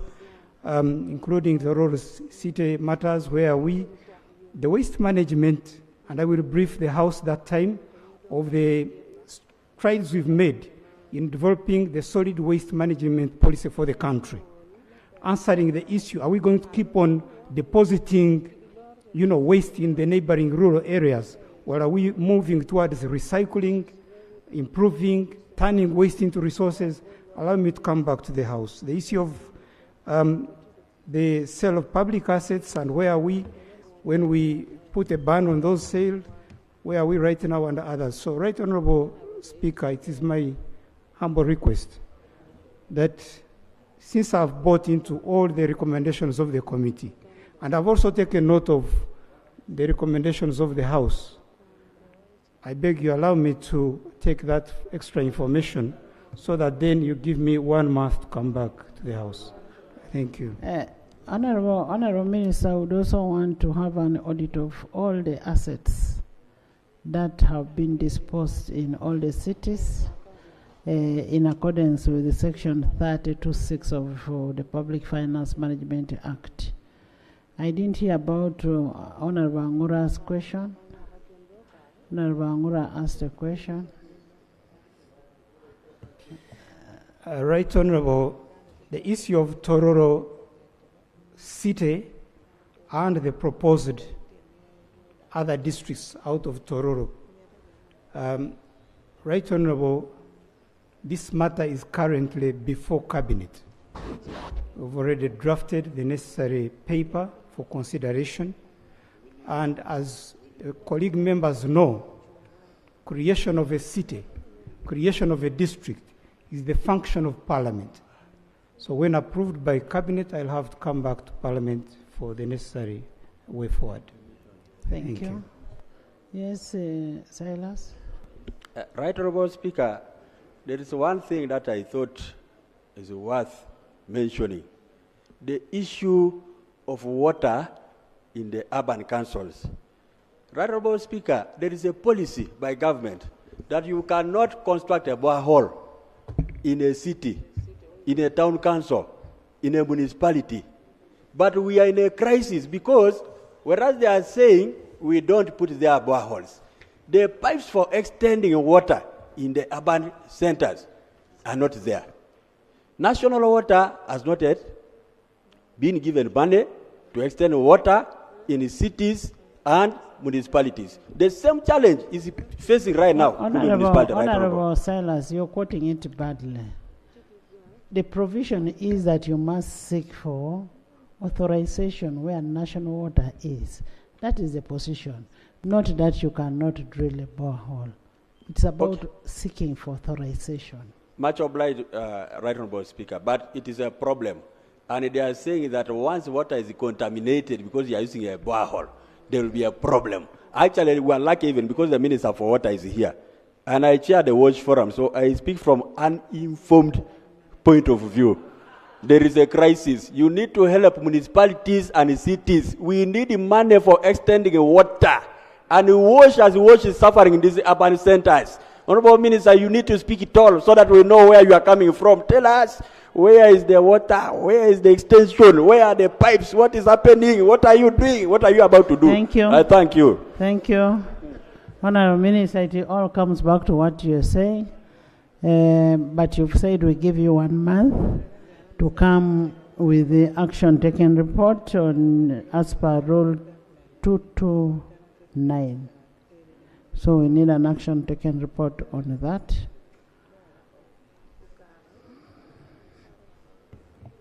Most obliged, Right Honorable Speaker. And as I explained, some of the issues raised refer to other sectors, like water, like roads, like the issue of the health units, like the issue of the sewage and so on. That's why I believe, we manage local governments Yeah, together with the others. The Minister of Lands may be in charge of fiscal planning, but implementation with the local governments. And of course, in the meantime, as we come back, Right Honorable, I would like to beg the colleagues, within the law, each member of parliament is a member of the local council at the district. Colleagues, help us so that we work together to improve some of these matters down there. I thank you. Honorable members, the next item we have for Honorable Abed. The report requires a Minister of Health, acting lead of government business. I am told you're acting, Honorable ICT.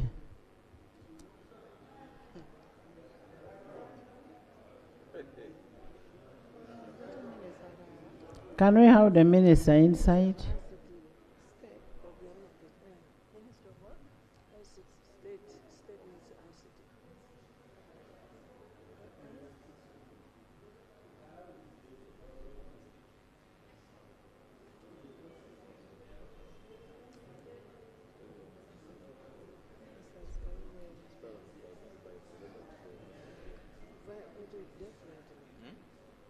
The senior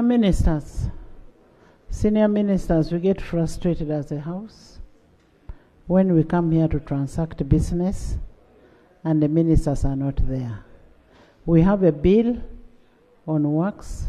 The Attorney General was here. We've been waiting for Attorney General, but the minister to move a motion is not here. We have this report on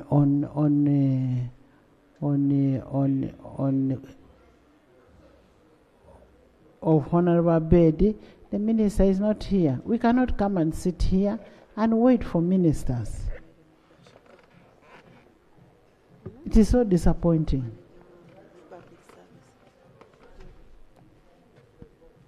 Right Honorable, I feel you and I hear you very well. The disappointment that you've demonstrated, I believe that the acting government chief whip, but as a minister on this side, we are going to mobilize ourselves and be here tomorrow as we wait for the feedback from the acting government chief whip, who could have been briefed. The House is adjourned to tomorrow.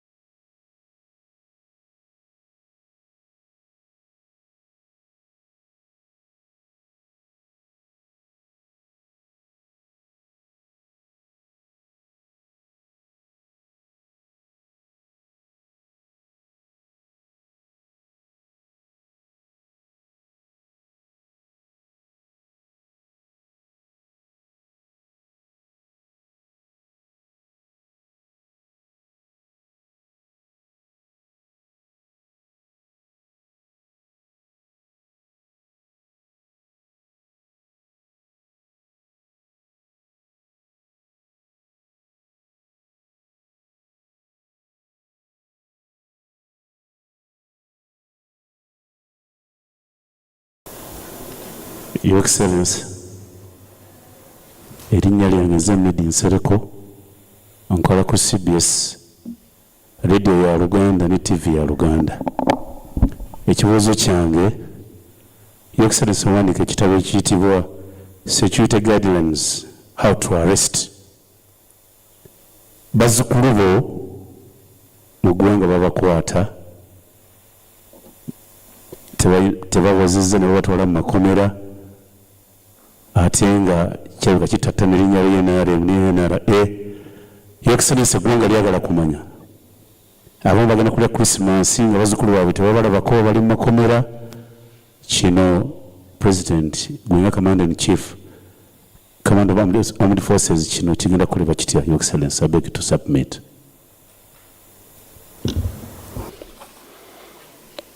The first one of arrests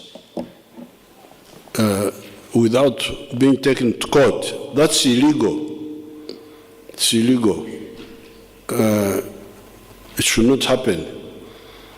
Anybody arrested should be brought to court within 48 hours. Now, the NRM foresaw all this, that yes, we have our principles, but they may not be implemented by those involved. From the beginning, that's why we had the two tracks. Track number one, put the principles forward and put the policies and document them, because all these principles are written. They are not just verbal. So you put forward the principles and the policies, and you write them. But they may not be implemented. We are aware of that. That especially we had problems with the AIDS. AIDS killed many of our cadres, the fighters. Many of the people you see in the army now, they are not the ones who fought. There are so many of our cadres were overappreciated by you people in Kampala, and they died from AIDS. So we had to start afresh, more or less to build the army afresh with the new people. Now that meant that the priesthood of the NRM was interfered with. If you see some of the commanders, some were in other armies, they were integrated. Others are new people, young people. So there was definitely some gap. But the good thing is that we had put forward the principles, we had written them, and then we had empowered you people. We said in every area, mwelondere anabarwanako. You elect the ones who would defend your interests. Yourselves, because remember there was already a Gombora chief. There was already a Sada chief. There was already a DC. All those abo whatever aliwo. Aye omusoga ngabakoba ifa banansiko. Twakirengera ntugamba abantu bano basigalewo aye tutubesiga bulungi.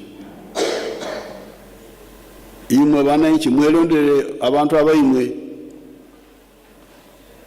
So from LOC 1, LOC 2, LOC 3, LOC 5, we had even LOC 4, LOC 4 yafuka mbaka wa parliament. So, the plan is that if the administrators don't do what they are supposed to do, you people expose them because you are there. There is authority everywhere. Authority bitibi satu. Administrators webali.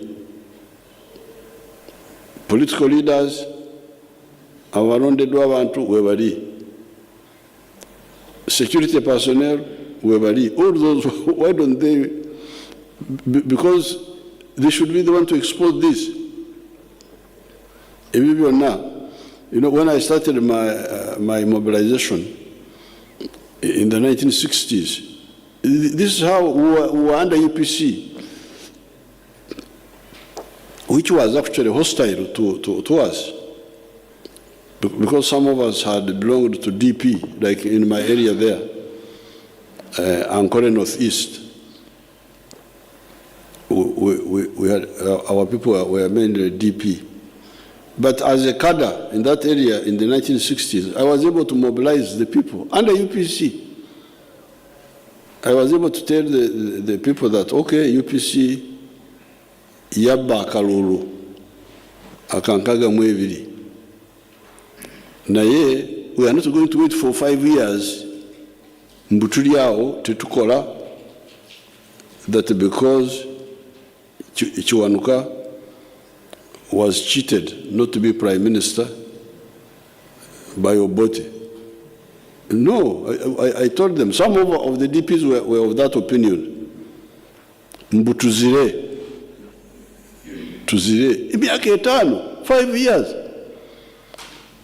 From 1962 up to 67, abantu bange batye imibutiami omusogo akoba. But in Mubutiami, not developing, I said no. Separate, if Obote cheated the government, took power, Rajtura Ruo, I will develop Rajtura, I will develop all the homesteads around, and if in 1967 we vote, and things settle, good. If we don't, I will continue doing the socio-economic, while the political may remain problematic. So, we were able to work under UP. I remember when I organized the Banyankore to have Sengenge. If you go to that area now, it is all Sengenge. Abantu basi basengenge, and I'm the one who mobilized them. 1967, 68, 69. So the UPC of Mbarara went and accused me, said, Akana, the young boy, has made people to make okukoma shenjenje okusiba sengenge etali mu mateeka.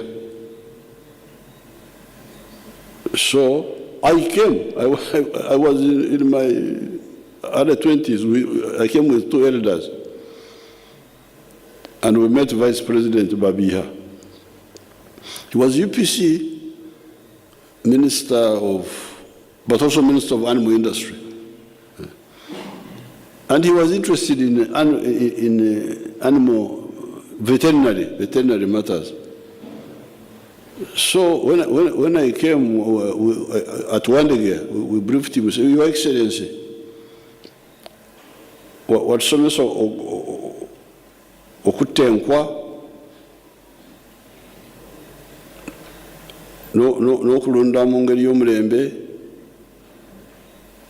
We have asked for land titles from Mbarara people. They have refused.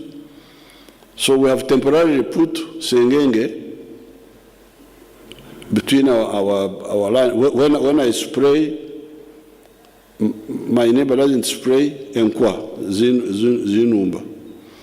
So, in order to control that, this is not for land demarcation. This is for controlling the cattle movement. The cows of my neighbor should not come to my farm to bring enkwa when I have sprayed and he has not sprayed. So when those Mbarara people are ready, they can come and do their boundaries. But for now, this is temporary. Oh, then Babia said, Mbarugo Howari Wakadoma Haraira. You leave those people, they became stupid long ago. That the UPC of Mbarara became stupid long ago. And we pay answer. So you can do work for the people. Whatever government is in power, even if you don't support it. But you use the positive points of that government. If there are some positive points,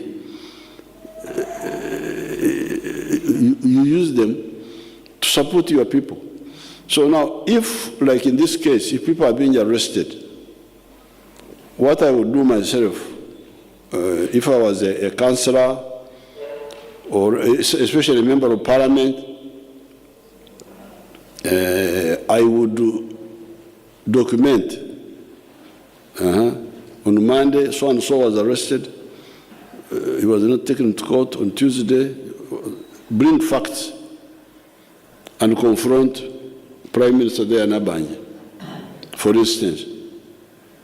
But with the facts, not to come, because some of these people may not have time to cross-check. You need Okubayamba to get all the we know, and you bring it, because you want to help your people. So therefore, the medicine for some of this, part of it is, yes, for me to cross-check and discipline the ones who are misbehaving. Like for instance, the arrests, my staff,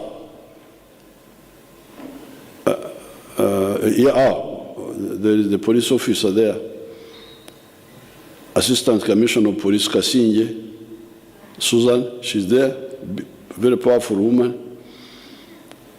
I have got a free informant here. Simsasude Senti. In intelligence, we call it a walk-in.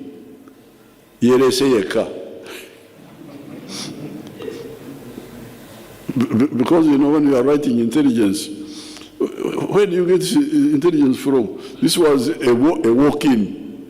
He just walked in. So this man has just walked in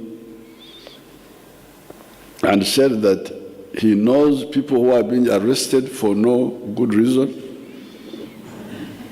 Now I want to get like 4 or 5 cases, and then we go for the ones who did that. This is where we go for them. So there's a free informer here. I don't know.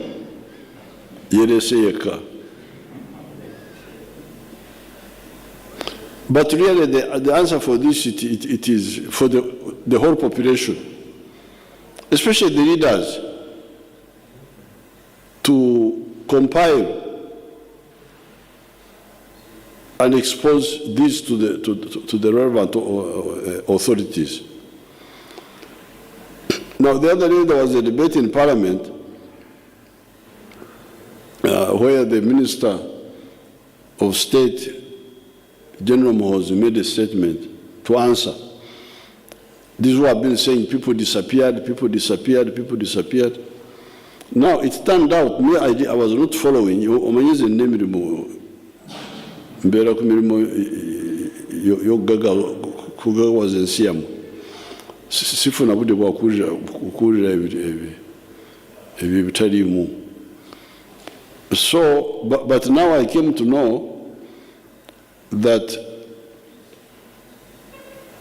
these pro-opposition groups, when there is an issue, they go to the NGOs to tell the NGOs, okwabira Uganda, mu NGOs, bakuta omuntu abuzeewo, omuntu abuzeewo, report to the police station. But they go to the NGO. Kubanga abazungu. Naye muzungu munange tagenda kutaasa wano. Eno bagiyita Republic of Uganda.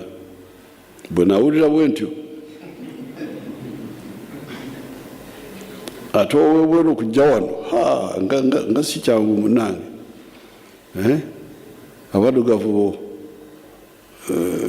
bakambwala dda. So that's why the information doesn't come, because you don't tell the one who should be, because report to the police station, kiteke mu kataboko bwino nti naropa. If action is not taken, then we know whom to blame. So these arrests are illegal, and the way to fight them is by the people in authority should fight it like I fight it, but also the public should use the structures they have, democratic structures, to expose this, because that was really the purpose. That was the insurance.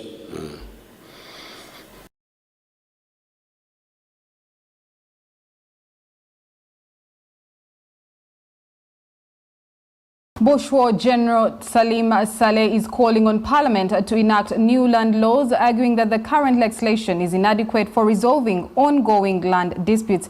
General Saleh believes that reforming the land laws will help promote peace and stability. He has also urged the pastoralist communities in northern Uganda, known as the Balalo, to heed to the present call and vacate the region. This and more in the following interview. First of all, thank you for giving us this opportunity to come to Gulu and then to speak to you. So, a critical issue, food security. How did you gain interest in this particular issue? Food security, I did it as a paper at the Senior Commander and Staff College 20 years ago. 20 years ago, I did it as a commandant's paper, but it was my hobby and preoccupation before. So after the college, I tried to implement the recommendations I had made in the paper, which was entitled "Food and Focus on Food Security in Uganda." And in that paper, I recommended a comprehensive, integrated, and multi-sector approach to food security. And I got a B+. And for the last 20 years, we have almost walked through all the recommendations which I made that time, which was a multi-sector approach, then value addition, because in order to keep food security means how long can you keep food after you have produced it. Means preservation, means logistics. It's a comprehensive subject. So recommendation number one was to have the multi-sector approach towards the food security and understanding it. Then number two was value addition. Number three was labor intensive, what they call intensive agriculture now. And then number four, agriculture finance, getting means of financing production. And how has that journey been from then to now? It has been okay, because immediately after the college, that's when I was posted to the Ministry of Finance for microfinance department. where I found an existing program which had been designed by Dr. Suruma, called the Economic Development Strategy for 2006-2009, to form the 4 pillars of a cooperative: production, processing, marketing, and then savings and credit. So my job at that time for 3 years was to create circles in all the sub-counties of Uganda, which we successfully did. And that program went on until 2013, when we changed now from the sub-county to try to reach all the villages. That's how we transited from the RFSP to OWC, to Operation Wealth Creation. Okay. What is being done to revitalize the agricultural food processing facilities as a country? We have done the profiling. We know which machine is where, and most of them are located in northern Uganda, northern and eastern Uganda, those ones which are not functional because they originated from projects. You know, when projects begin and end, accountability stops. So we have profiled all the APFs, and now we are trying to connect them to the PDM. You've been distributing grains in Amuru and Agago. How far do you intend to take that exercise, and how have the people welcomed the exercise in the different areas? We are in trouble because we didn't know that the people would plant the maize. Number one, we borrowed the seed from a seed company. We didn't pay. For us, we gave a guarantee to the seed company to supply the farmers. They supplied the seeds and people planted. Now we are struggling with money, how to get the finance to buy back the maize from the gardens. And we are talking to the banks. We are talking to all the banks, SCF, we are talking to Grow, we are talking to Invite, we are talking to the Post Bank, to Stanbic, to arrange finance. Because for us, we guaranteed the seed supplier on condition that we shall pay him after we have harvested. And that arrangement is still in place, but we have not yet concretized it. But we shall definitely offtake all the maize that we gave to the people. And do you have a vision of expanding it to the other areas as well?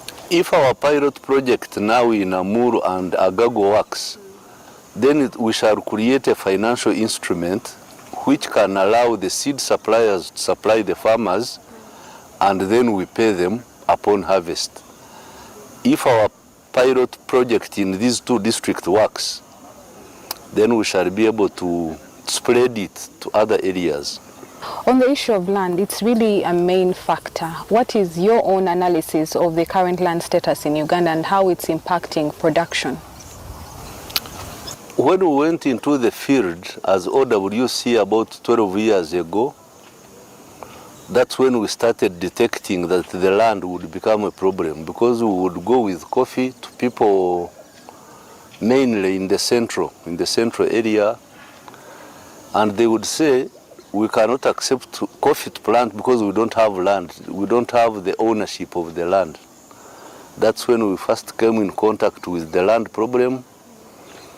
But we have studied it over time, and we have a lot of recommendations that we have made, mainly focusing on ways and means of deconflicting land wrangles. Like if you go to my sub-county Kapeka now, I think Kapeka sub-county is the only sub-county which has no major land wrangles, because we have dialogued, we have talked to owners, previous owners, current owners, and we are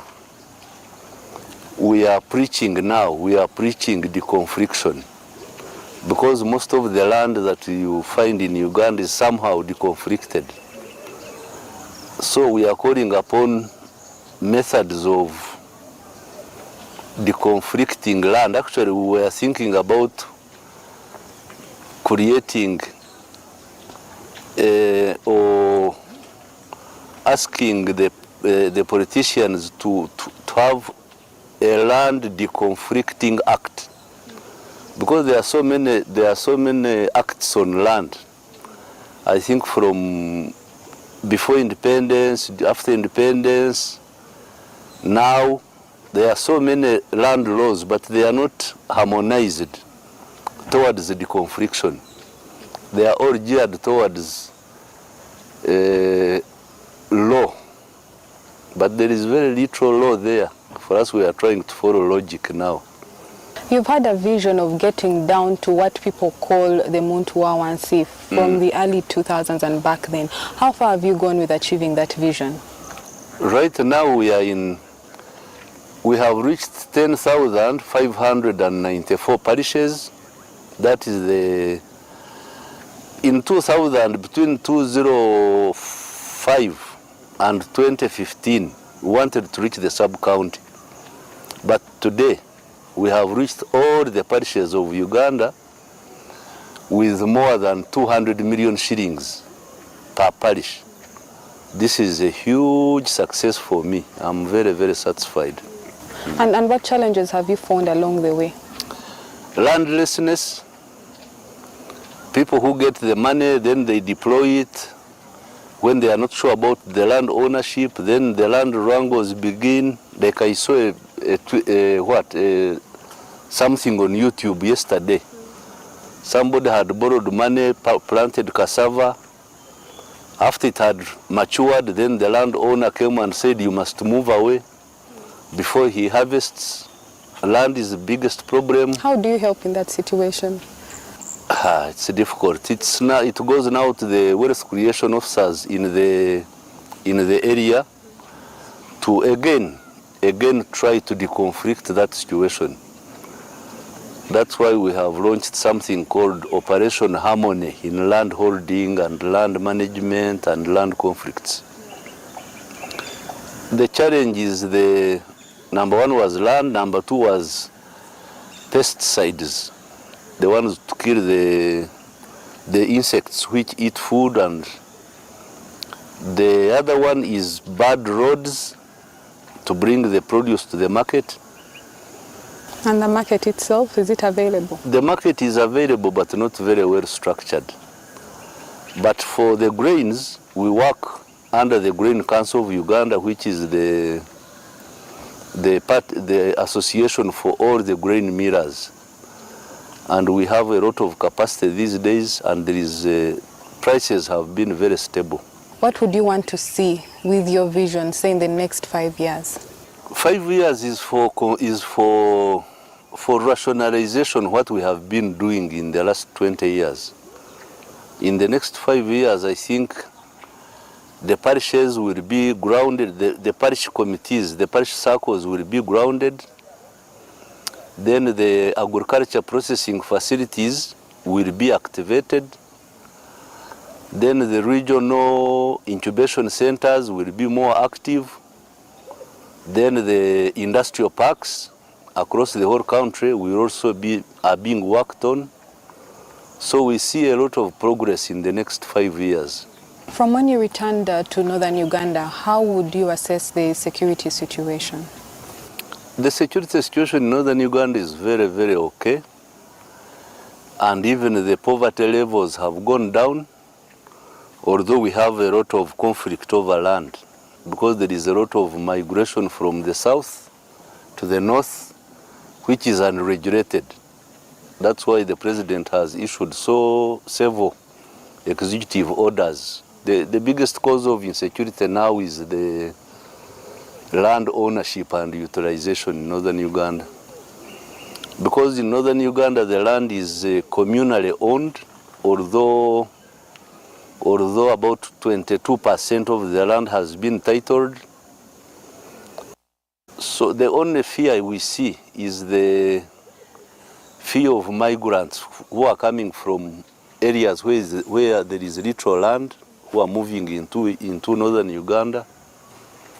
Although the situation has been characterized as Balalo issue. It is not a Balalo issue, it is nomadism.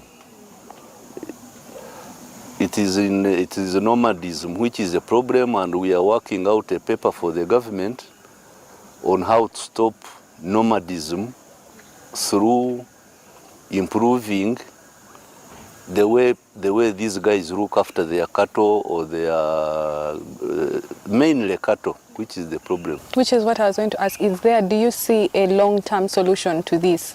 The long-term solution is there, because the president is very clear. He knows what he's talking about, and there were a lot of debates, but I think everybody in government is beginning to agree with him that uncontrolled migration of cattle keepers, of cattle, a peasant, to transfer a peasant economy from one area to another peasant economy somewhere is very, very dangerous. Most of us didn't have insight into it, but now I think we are concurring with him. Although there is a lot of shouting about it, but I think we shall have to implement his orders. On a lighter note, we want to know your attachment to northern Uganda. You know, there is a saying that God lives in Gulu and money lives in Kampala. Lubanga tie Gulu, chente tie Kampala. So there is a lot of peace here. For me, I see a lot of peace in northern Uganda. I see a lot of prospects. I see a lot of... Do you mind sharing some of those prospects you see for the area? Yeah, the prospects are that people are so enthusiastic, they want to invest. Yesterday they held a symposium for free zones. The attendance was overwhelming. The interest is there. The location of Gulu itself as a junction city, where you can come directly from Tororo to Gulu to Congo, to Sudan. You don't have to go through the traffic jam of Kampala. Then there are possibilities of connecting Gulu to Juba, to Addis, to Djibouti. So there may be another alternative route to see. So Gulu is a very calm city. I hope you will spend a few days here and you can move into the countryside and see for yourself.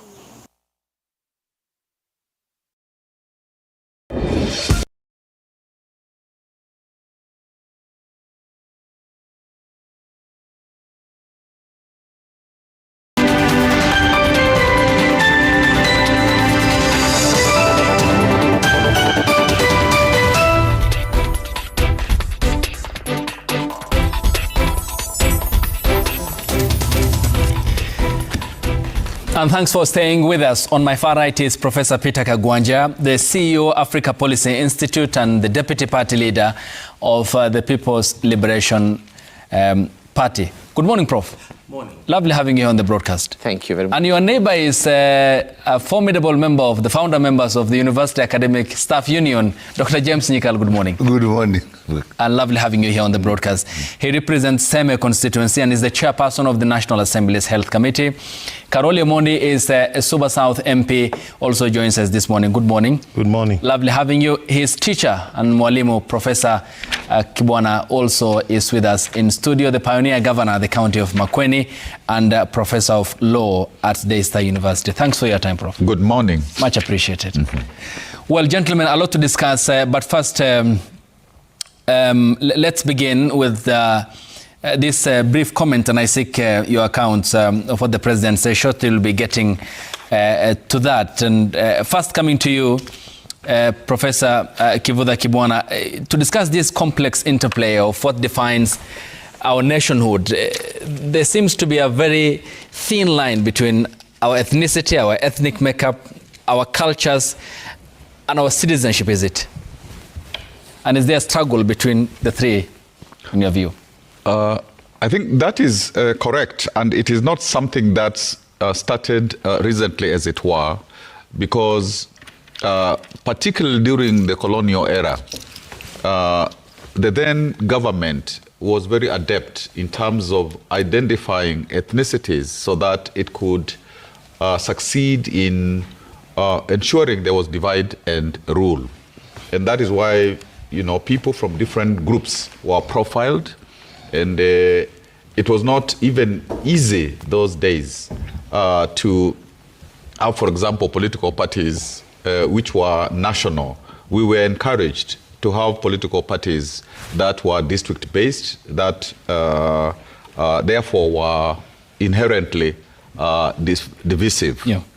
So there's actually that kind of history because in the pre-colonial era, people, coexisted. Of course, there were some fights and so on once in a while, but there was a lot of coexistence. People would even travel in long distances to do trade and so on. So I think one must state that this business of what Anderson and even Ajulu called political ethnicity, has its basis from the colonial period. And indeed, particularly the recent constitution does identify what also has been described as moral ethnicity or positive ethnicity, where there is celebration of a people's culture, diversity, and so on. And the constitution, therefore, was struggling to accommodate both positive ethnicity or moral ethnicity, as well as nationhood. Yeah. But unfortunately, and I think this will continue to be part of our discussion, is the perpetuation of political ethnicity after independence, because those who are leaders of political parties, particularly the main ones, the ones called kingpins, have wanted to continue to cash in on the question of ethnicity so that they can make sure that their politics are founded on this particular principle. And yet, as I conclude, Kenyans work, together in all manner of ethnicities. We go to school together in all manner of ethnicities. We intermarry in terms of all ethnicities. And therefore, in those spaces, there isn't, one could say, negative ethnicity. When you go to barrios, you find people from all ethnicities, going to those barrios because they have intermarried, they have gone to school together, they work in the same spaces, and so on. And yet, come election time, and people somehow now find their ethnicities. And like 2007-8, we have even conflict on the basis of such negative ethnicity. Dr. Nyikal, Prof paints a picture of how, after colonization, the setting in of black colonization in the context of the founding leadership of the country, and then thereafter, today's neo-colonialism state. How have these two layers of also challenges contributed to political ethnicity and the failure in identifying a Kenyan by his nationality? To me, and it's really good we're discussing this today. To me, three factors that are related and are actually set us back as a country, and I think has done the same in most African countries. One is tribalism. Two is corruption. Three is populism, which is driven by selfishness and unprincipled ambition. You put those three things together, and we are actually in the disaster that we find ourselves in. The colonialists, as Professor said, used it and found it useful to enhance tribalism because they used the principle of divide and rule. It was therefore easy to set one tribe against each other. There are things in history, even in the struggle for independence, I'll give you, when they purposely set up one tribe against the other. The one that I know of, I've had the history, I've read a little because not much has been written by our own people, is the death of Councillor Ofafa, who was a Luo, and at that time there was a big to push the Luos against the Kikuyus because they didn't want that unity. And so Ofafa was believed to have been killed by the colonialists, but they blamed it on the Kikuyus.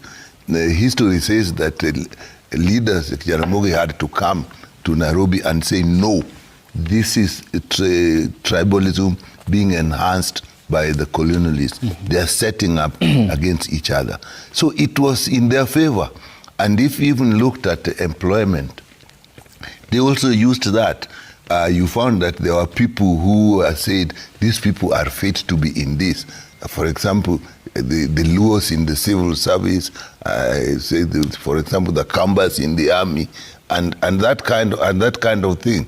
And they set it up and said people from Central Province who actually were the most affected in terms of being deprived of their livelihood, which is land. You know, in other places, the colonialists didn't take people's land and drive them away.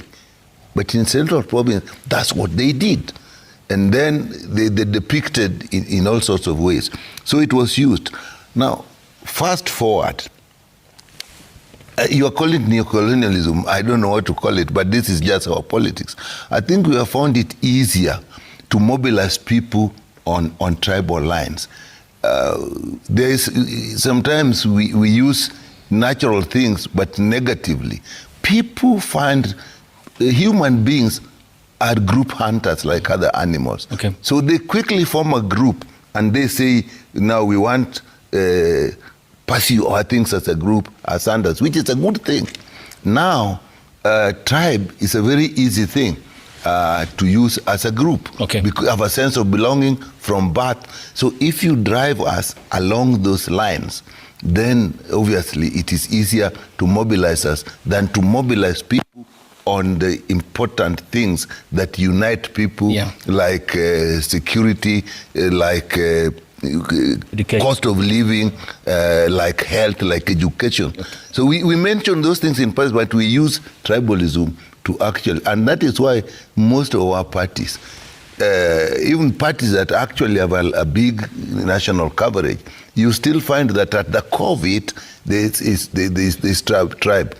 And even within parties, people still say we are in this party, but we are saying we from this group in this party, we don't feel. So we are using it, and therefore it is something we really need to find factors to divide us. Culture itself is good. Okay. It is how we are using it that to me is an issue. And Prof, how then do we carve out a unified Kenyan identity in the midst of appreciating our ethnic makeup as a nation? I think the debate on ethnicity is a statement on the failure of leadership in Kenya. Total failure of leadership, just like we have seen the failure of leadership in Somalia, where there is no tribe. It's just a failure of leadership. Somalia, one people, one tribe, one language, one religion, one culture, one history. Why are they fighting? It's because of the failure of Siad Barre and others to basically hive, a state out of the Somali nation. Here in Kenya is a failure of our leadership to create a nation out of the inherited state from the British. So we can go back to colonialism to blame the British. It's true they did, but we are not zombies. 60 years on, we should have at least found some bearing. I mean, if we are the way we are and we are as old as Kenya, why can't Kenya mature like we are maturing ourselves as human beings? So I argue it's a failure of leadership. Why? Because identity is natural. It is not just about human beings. Even the beans you eat, even the fish you get from Lake Victoria and elsewhere, they don't come in one type. They come in different types. It's for you to exercise your mind and know how to deal with that. Kenyans come as human beings. Kenyans come as Africans. Kenyans come in the form of ethnic communities, the 42 or 44 of us, depending on who is counting. We come as women and men. We come as youth, right? And the youth themselves are genderized. And we come as clans. Do you know that in some part of this country, political outcomes are determined not by ethnicity, but by clan? Now, what are we doing today? In Kenya, we are weaponizing identities. Yeah, you are talking about ethnic groups. The British did this and that. Today, as we speak here, we are not weaponizing ethnicity. We are now weaponizing linguistic groups. Look at us here, where we are seated. Look at us straight. We have cousins and cousins. That's it. Why do I say so? Because it's Bantu. It's being weaponized now. And that's a response to weaponization of the Nilotic identity, which started in 1994, the actual weaponization. But before that, there was a weaponization of the Nile Hamites, Maasai, and the Kalenjin, what was called Kamatusa. So our leadership has perfected the art of manipulating us in order to deliver on their political agenda. Otherwise, we are not going to change. Don't keep on lamenting about Kikuyus. I will not change my color, I will not change my language, I will not change who I am. I'll just improve on who I am. I used to speak English, some French, now I'm beginning to speak some Chinese. But that does not change me from who I am. So the issue here is to make a call to our leadership to adhere to who we are. Our constitution says we, the people. Doesn't say Kamau, doesn't say Othiambo, doesn't say Ayub, doesn't say Mwakio. No, it just simply say we, the people. Because we believe, and it is true, that we are one people. So those who come around and weaponize our parochial identities, I am a Kisii, I am from Nyamira, I am a Kisii from Kisii, the home county. Oh, this is a Sumba, and this is a Jaru. You know, depending on what you are, in local county elections, we are weaponizing clans. In national politics, we are weaponizing tribes. And in certain circumstances, we are now scrabbling for the Kushites, the Somali and Oromo. Those are the ones we're saying we'll bring their votes together so that we can win. So we are not, at this juncture, we are not playing politics of ethnicity. We are playing politics of linguistic formations. Okay. And Honorable Karoli, this points to then the solutions needed, is it to hive out the identity and the identification of a Kenyan national by virtue of that, and whilst appreciating, of course, our ethnic identities, which are as old as the holy books are. For example, the Quran identifies human civilization, for instance, and the appreciation God says in the holy book, in my view, that I have divided you into peoples and nations, and this is for identification, not to divide yourselves or advance other interests or agenda, according to other translations. Yeah. So how do we then step away from that? Thank you very much, Ayub. I think in terms of nationhood, if you look at what a nation is, the hardware part of it is basically boundaries, a government, issues to do with national emblems, flag, those kind of things. And the software of what a nation is then the value system that bring the people, the political community together. Language could be part of it, but not a very serious identity, but it is part of it. The cultural norm, the ethos, shared history, and those kind of things. If you take that classical definition, then you clearly understand that Kenya as a nation has been evolving.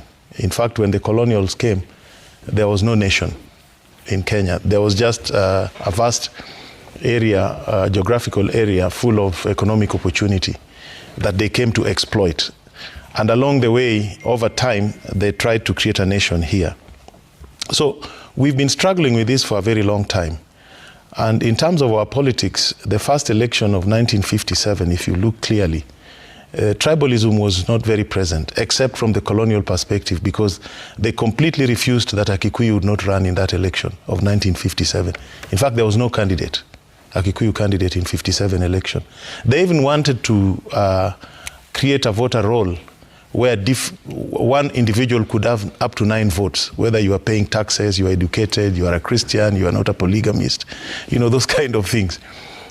And if you go even further, 1961 election, where now everybody was allowed to contest. The contestation was not about tribes. In Nairobi here, if both 57 and 61 elections, Mboya ran as a Kikuyu candidate, and most of his voters were from there. Achieng' Oneko ran in Nakuru. The Luos could not elect him in Nakuru. So this ethnicization of our politics came much later, though the seeds were planted by the colonialists. If you go to the University of Nairobi and you go to the archives, you'll find annual reports that either the governor or whoever was running Kenya, you know, at one point in time, the most powerful man in Kenya would either be the Postmaster General or the MD of Kenya Railways or the governor. Those three would run Kenya. And each year they prepared a report on the ethnic groups of Kenya. And they profiled us. And there are some comments that are not very flattering in those reports. But a lot of those things have continued to fester in our minds and in our politics.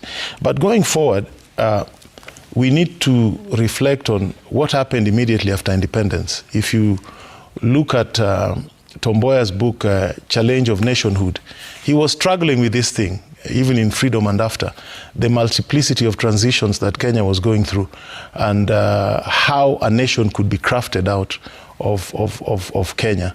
And to me, the national identity in Kenya will not be around tribes or around address.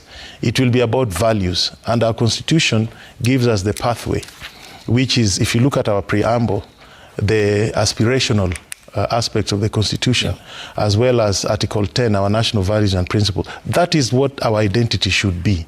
An American identifies by the values around which they coalesce.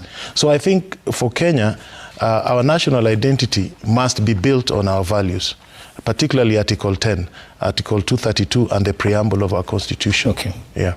And Prof, how does then Katiba 2010 allow the build-up of that much-needed culture? For instance, many Americans today, including conservative Republicans, against what Israel is doing. Yes. And the Israelis themselves, former prime ministers, heads of intelligence unit, Mossad, have written to President Trump, more than 2,000, saying that Prime Minister Benjamin Netanyahu should be called to order because this is against the values of the state of Israel, and so are the Republicans telling Donald Trump.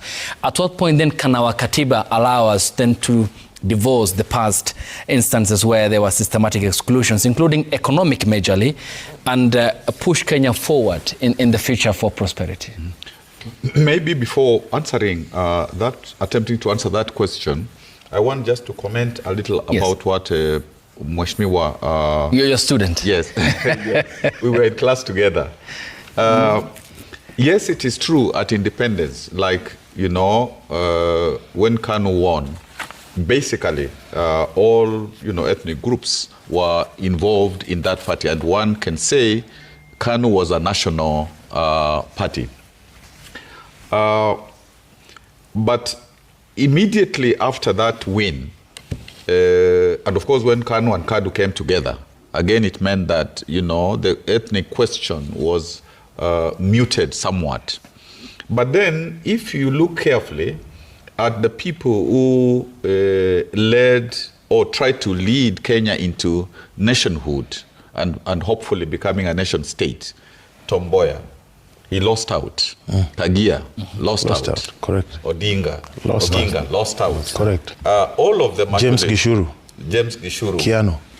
All of those lost out, and therefore the people are promoting negative ethnicity, although Professor Kagwanja calls it linguistic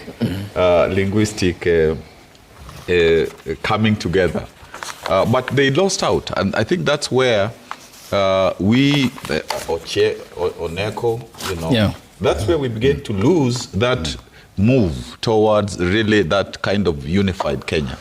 And if one can come into even more recent times, when the current president talked about hustler and dynasty, I think in a short span of time during that campaign, he was almost able to get Kenyans to think that they are actually one one group divided, not in terms of ethnicities, but divided in terms of class. And so that class became, kind of dominant. Of course, there was a bit of also the Christian, dimension, where again, he also tried to, say that they are Christians, they are what other religions, and so on, and still courting favor within Muslims and so on. So it isn't as if we can go away from negative ethnicity or this coalescing of linguistic formations that can be overcome. And even the young people themselves have shown us that we can be in their language tribeless, and stuff like that, so that we are Kenyans, but yet our constitution still. I will not say struggles with this question of diversity and nationhood, but it wants to incorporate the positive ethnicity where you recognize, like even in the preamble, diversity, ethnic diversity is recognized. There are, many provisions where marginalized and disadvantaged groups are recognized. Article 7, 11, 44 on culture. But even with this provision of how you use culture in a positive way, there are many parts of the Constitution that we don't want to implement or we have not implemented. And yet, if we were to implement the Constitution, as Karoli said, and in terms of saying what is really, the value language of our Constitution, so that, Article 10, actually most of the chapters have a preamble article on values. If we were to do that, then we would be coming, together. That's one thing. Of course, previously, in terms of like the Bomas draft, the earlier versions of the Constitution, we also tried to get even in elections, so that there would be proportional representation, so that that again helps people in terms of not feeling that I'm not being represented, so that there is first past the post and also proportional representation. So the Constitution is available for us to transit ourselves into, a nation, hopefully a nation state, but we are hesitant to deploy the nation for positive development. And Dr. Nyikal and Professor Kagwanja, when we get back from the break, I'll begin with you in that quest for the nation state status, identification of the same. If we are to rub shoulders in a European capital or in America, then that identification becomes so important. So when we get back from the break, we proceed with the discussion with the gentleman here on the broadcast. Stay tuned.